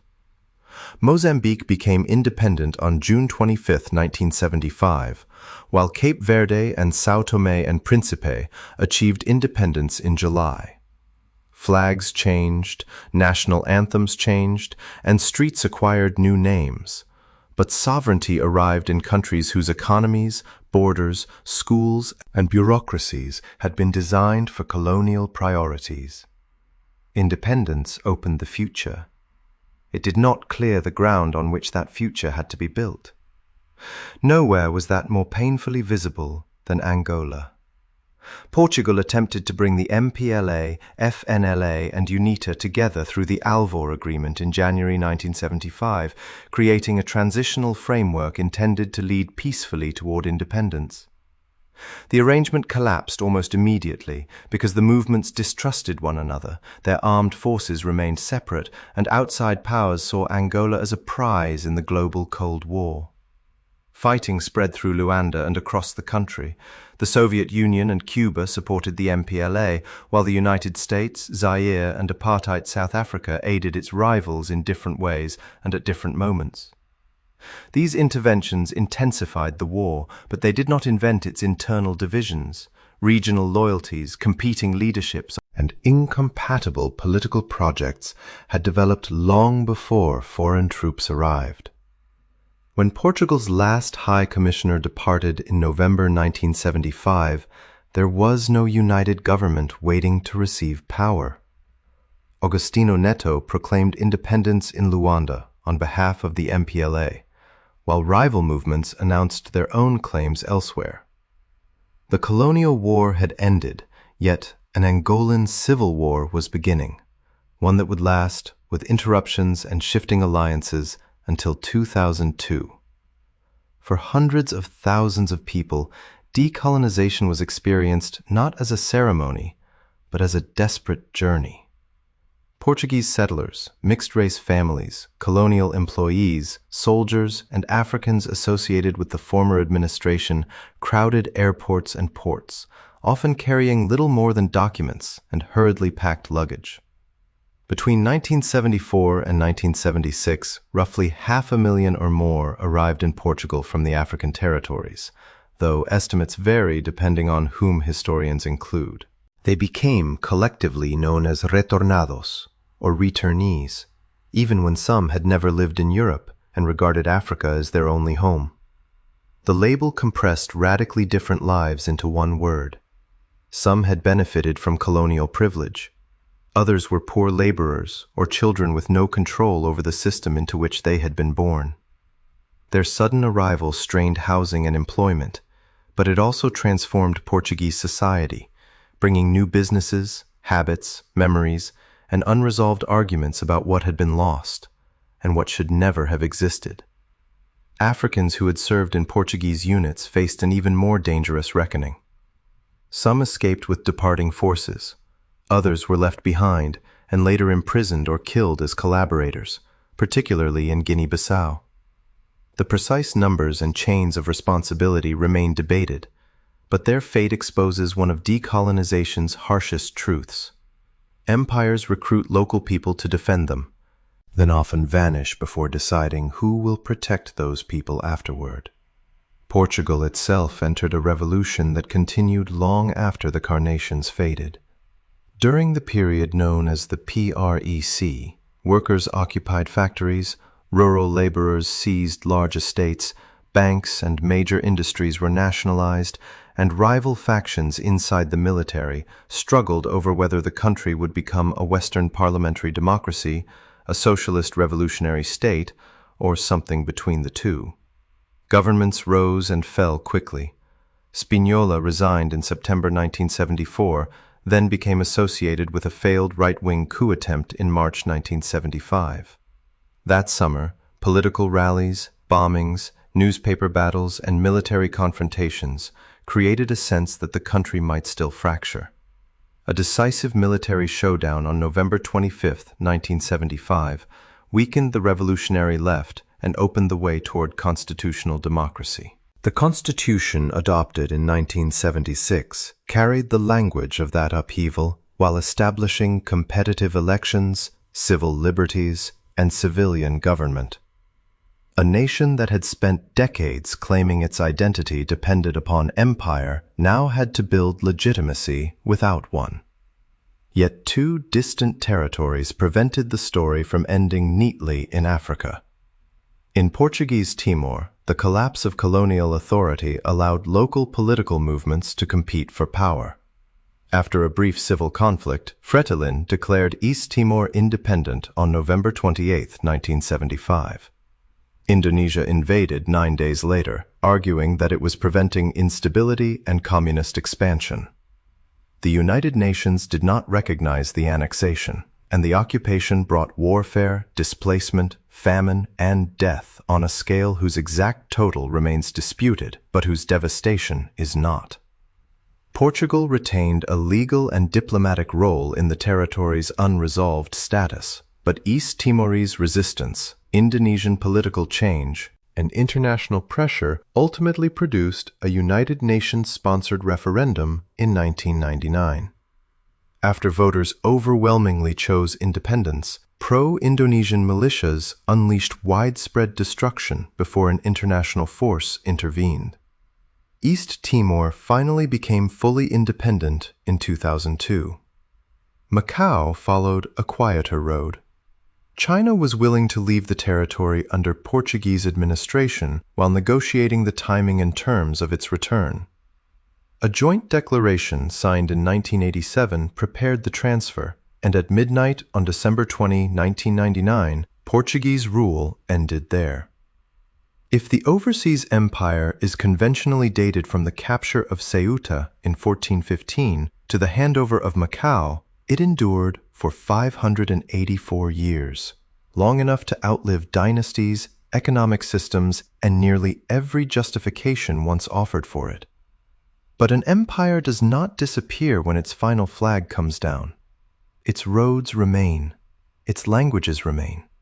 So do family names, recipes, churches, legal systems, port cities, musical traditions, and communities whose identities cannot be divided cleanly into colonizer and colonized. Portuguese connects societies across several continents today, but that shared language carries memories created through trade, conversion, migration, intermarriage, enslavement, and conquest. The same ocean routes that moved ideas and people also moved captives and extracted wealth. To describe only cultural exchange would romanticize domination. To describe only domination would miss the new cultures people created within conditions they did not choose. In Portugal, the empire's memory still shifts depending on where one stands. The voyages can be remembered as extraordinary achievements of navigation, while the violence enabling them is pushed toward the edge of the frame. In former colonies, Portuguese rule may appear through family history, inherited institutions, ruined forts, contested land, or wars whose causes extended beyond independence. There is no single memory, because there was never a single imperial experience.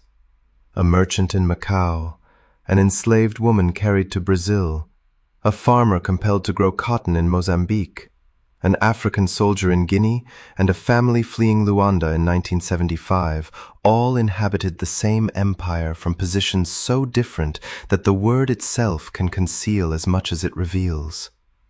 Perhaps that is why the Carnation Revolution remains such a powerful ending and such an incomplete one. On that April morning, people placed flowers inside rifles and proved that a system presented as permanent could collapse before sunset. Yet the centuries behind it could not be overturned in a day. They continued inside borders, languages, inequalities, wars, and memories carried across oceans. The Portuguese Empire ended politically, but its shadow did not retreat with the soldiers. It remains wherever the past is celebrated without being examined, condemned without being understood, or inherited by people still deciding what parts of it belong to them. And so the empire's final image is not simply a lowered flag or an abandoned fortress, it is a red carnation resting in the barrel of a gun, fragile, hopeful, and unable by itself to answer everything history has left behind. The Portuguese Empire disappeared from the map, but its legacy still crosses oceans. Thank you for watching, and subscribe for more hidden histories that continue shaping our world.